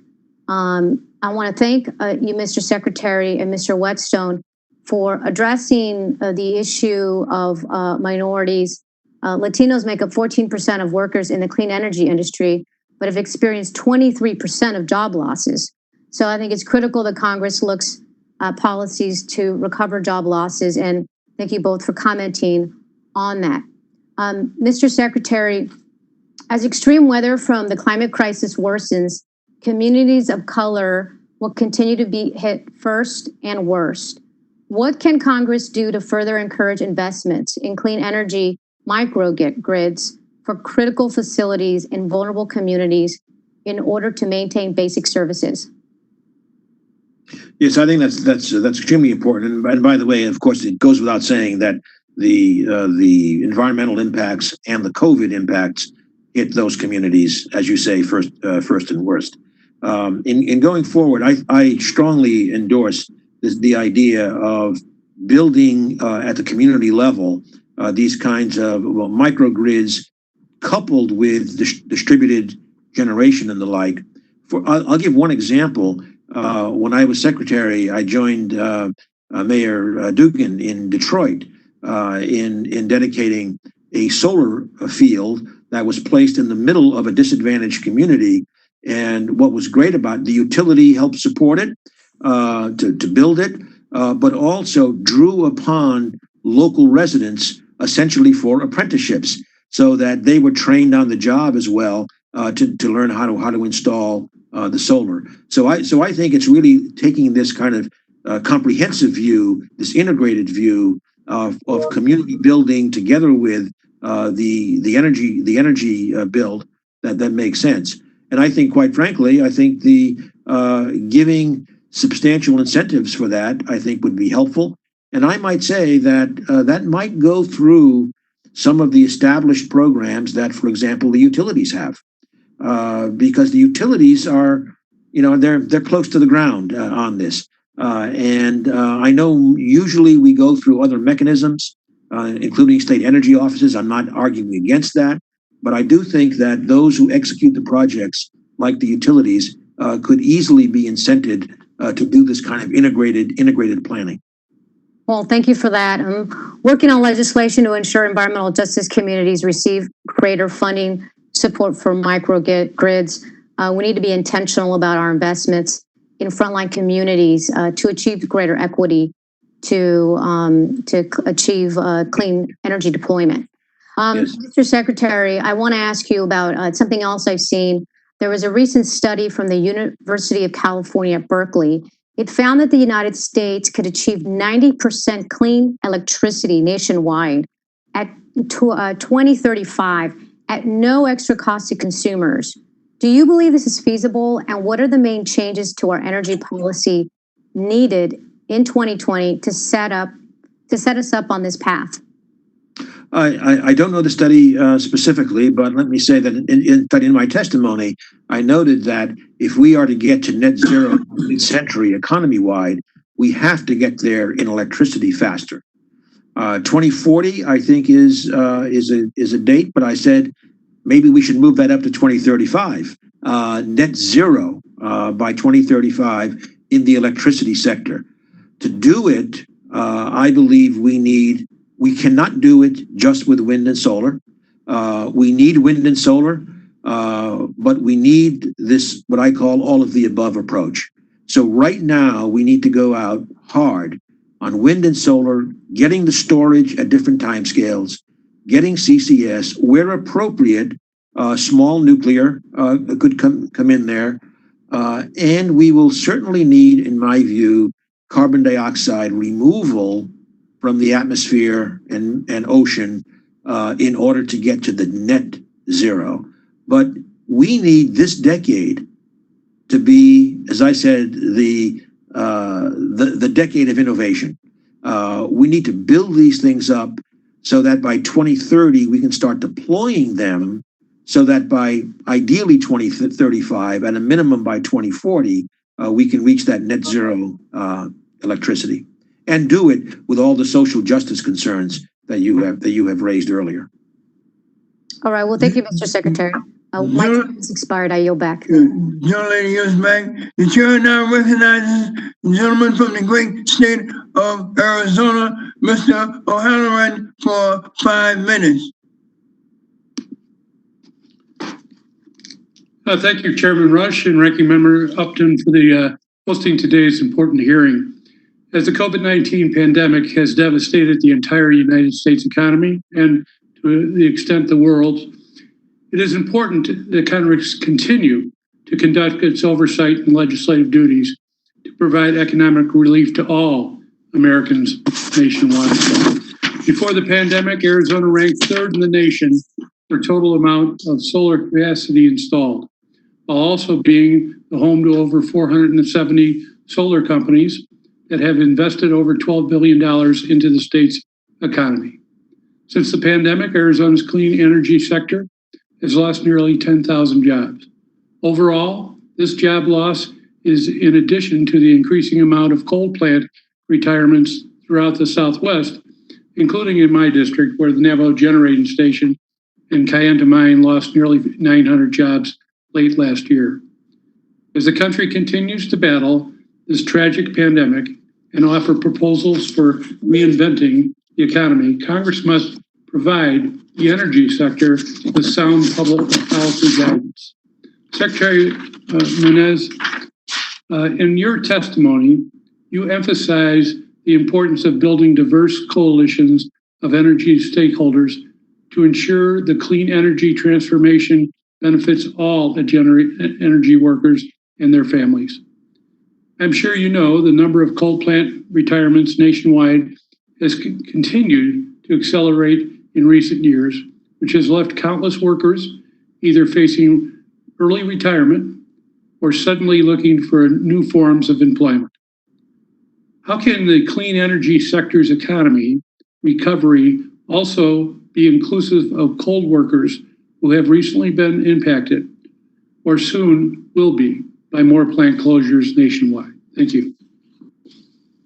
Well, certainly, just reinforce what you, of course, said, Congressman. That obviously in the coal business, that's the place where pre-COVID we were already seeing lots of job reductions in the supply chain.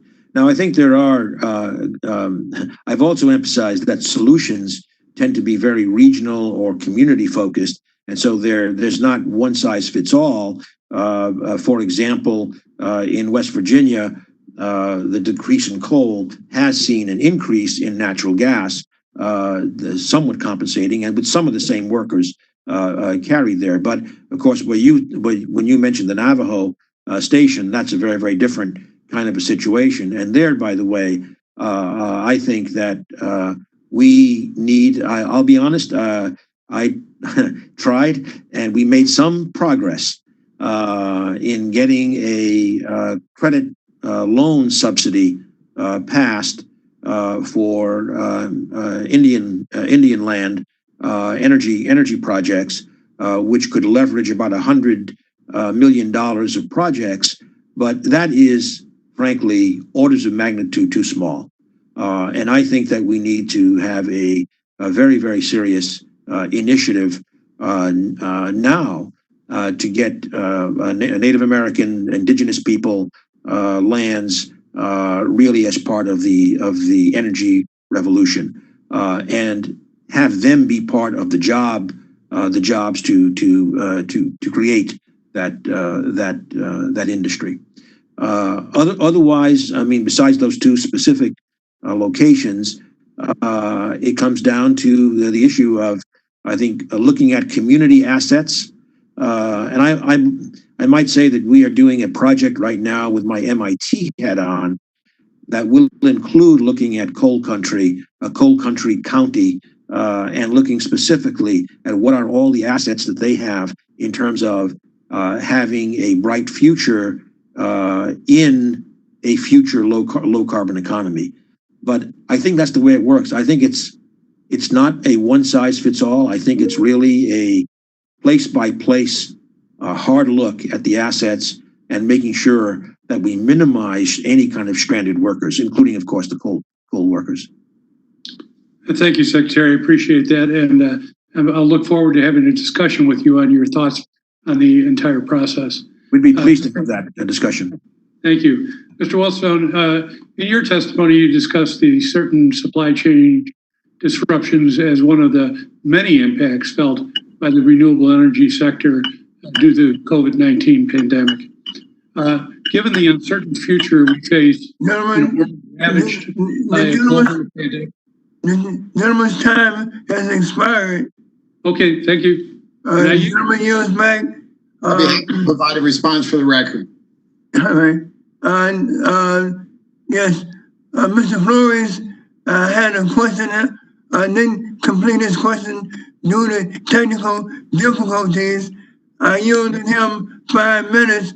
I think he has submitted his final question for the record, or final question written in the written form. And so, Mr. Flores, if you're not present, we will accept your final question in written form and ask that our witnesses respond in a matter of 10 days to your final question, if there are no objections.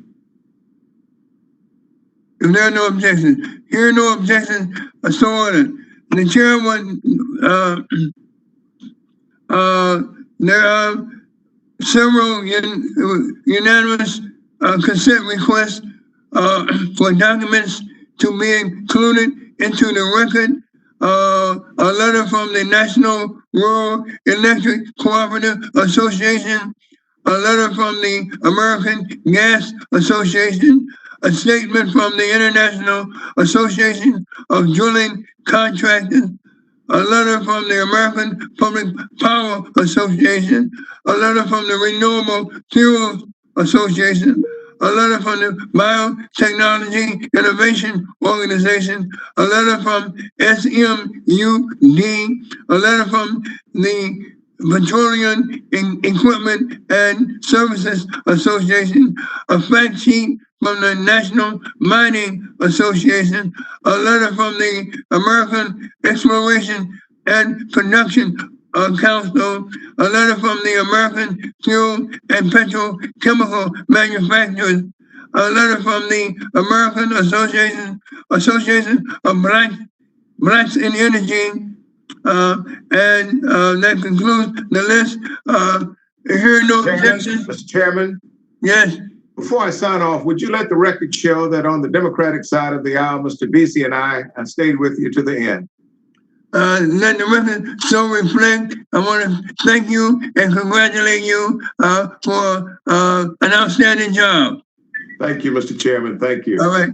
That concludes the witness questions, and I would like to thank our witnesses for their participation in today's hearing.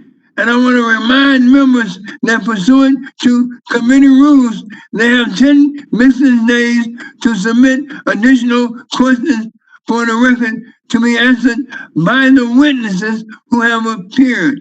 And I ask each of our witnesses to respond promptly to any such questions that you may receive. Now, without objection, I want to, again, my personal thanks and appreciation to all the witnesses. And I see Mr. Vesey is here. Unless there's an objection, I will reopen the hearing for Mr. Vesey. Mr. Vesey, you have questions for the witnesses? Yes, I do have questions for the witness. Can you hear me?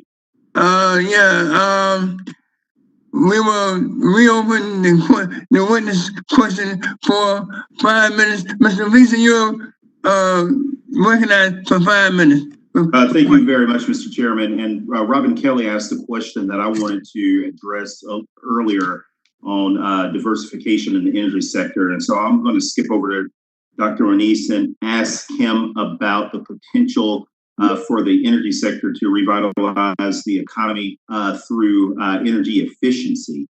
Last year, I introduced a bill with Congressman Greg Stanton to authorize the Energy Efficiency and Conservation Block Grant Program that would provide grants and technical assistance to various levels of government to support a wide variety of energy efficiency and renewable energy activities. Can you just share briefly with me why making an investment in energy efficiency is important for our public buildings and how that benefits taxpayers? Well, energy efficiency has so many benefits simultaneously. Good for the environment by less energy use. Good for the economy by reducing bills, of course, and good for jobs because, as we mentioned earlier, there are 2.4 million jobs in energy efficiency. Half of those construction jobs, which means, of course, modernizing and retrofitting buildings. With regard to public buildings, all those benefits accrue. In this case, the bill payer, of course, is the taxpayer, and that's a benefit. But also, we don't know the future of how this COVID virus will work out. We don't know if there will continue to be sensitivities, difficulties in accessing residential homes, which is, of course, a very important part of energy efficiency. But buildings offers the opportunity, not entirely, but largely independent of the virus, to be able to arrange the work in the proper way. And we can do that right now. So right now, a big push, create jobs now when we need them, and do it in a way that just helps the economy and helps the environment. Yeah, and Secretary, I want to skip over to mining very quickly. And I want to direct this question to you, and if we have time, Rich may want to weigh in as well. I think that depending on how much longer we have to be sheltered in place because of COVID-19, that people's mindset about trade and trade with certain countries could certainly be altered. And people may be even more adversarial than we saw they were towards trade in the 2016 presidential campaign. My question to you is, for these rare earth minerals that we need, like I think lithium was mentioned earlier, how in the world do you do safe mining? Like if we're going to say we want to do more of that here because we want to have materials that are sourced in the United States, more to be able to make our cell phones and whatever else we need rare earth minerals for, how in the world do you bring back safe mining to this country? Do you think that we need to bring back mining to this country in some form or future? And how do you do that with the politics behind mining? Because mining, as you know, can be very dirty. Yeah, I think we clearly need to look at if we are going to, the extent to which we reinvigorate mining will require managing the environmental issues. Actually, earlier, Rich Powell did mention that in addition to the security and supply chain issues, we should recognize that a lot of these supply chains, for example, he mentioned cobalt, is being produced with very, very despicable labor practices, including child labor and the like. So we have, I think, many motivations to look at reopening that supply chain and doing environmentally sensitive mining. For lithium, there is, for example, work going on right now in the Salton Sea, looking at a lithium source. There is work in California on rare earths. We have other opportunities for nickel and copper, which will also be very, very much in demand. So I think, and frankly, my group, we are going to look at this issue of what can we do to improve the security of our supply chains, create domestic supply chains, create domestic jobs, but do it in a way that will pass the environmental tests. Thank you. And I might add a different one is, if you talk about LNG, that was mentioned earlier as well. It's not a mineral, but it's an extracted resource. We have large LNG, and now there are interesting maneuvers, and I'll be honest, I'm advising one project and trying to see if we can't do net zero LNG for export. So, really attack the environmental problems in all of these resource commodities. Yeah, I definitely want to hear more about that later. Net zero LNG. Discuss it. Yeah. Thank you. Thank you, Mr. Chairman.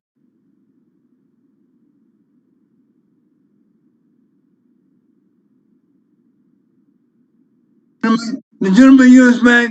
I just want to reiterate that that I had entertained a unanimous consent request to enter into the record various and sundry documents, and I didn't hear any objections. So it's so ordered that those documents will be entered into the record. That said, without objections, the subcommittee is adjourned. I want to thank the witnesses once again. You've been very patient. You've been very informative, exciting even. So I want to thank you for all your testimony. It's so good to see you all again, and God bless each and every one of you. Again, now the subcommittee stands adjourned. Thank you, Mr. Chairman. Thank you. Thank you, Mr.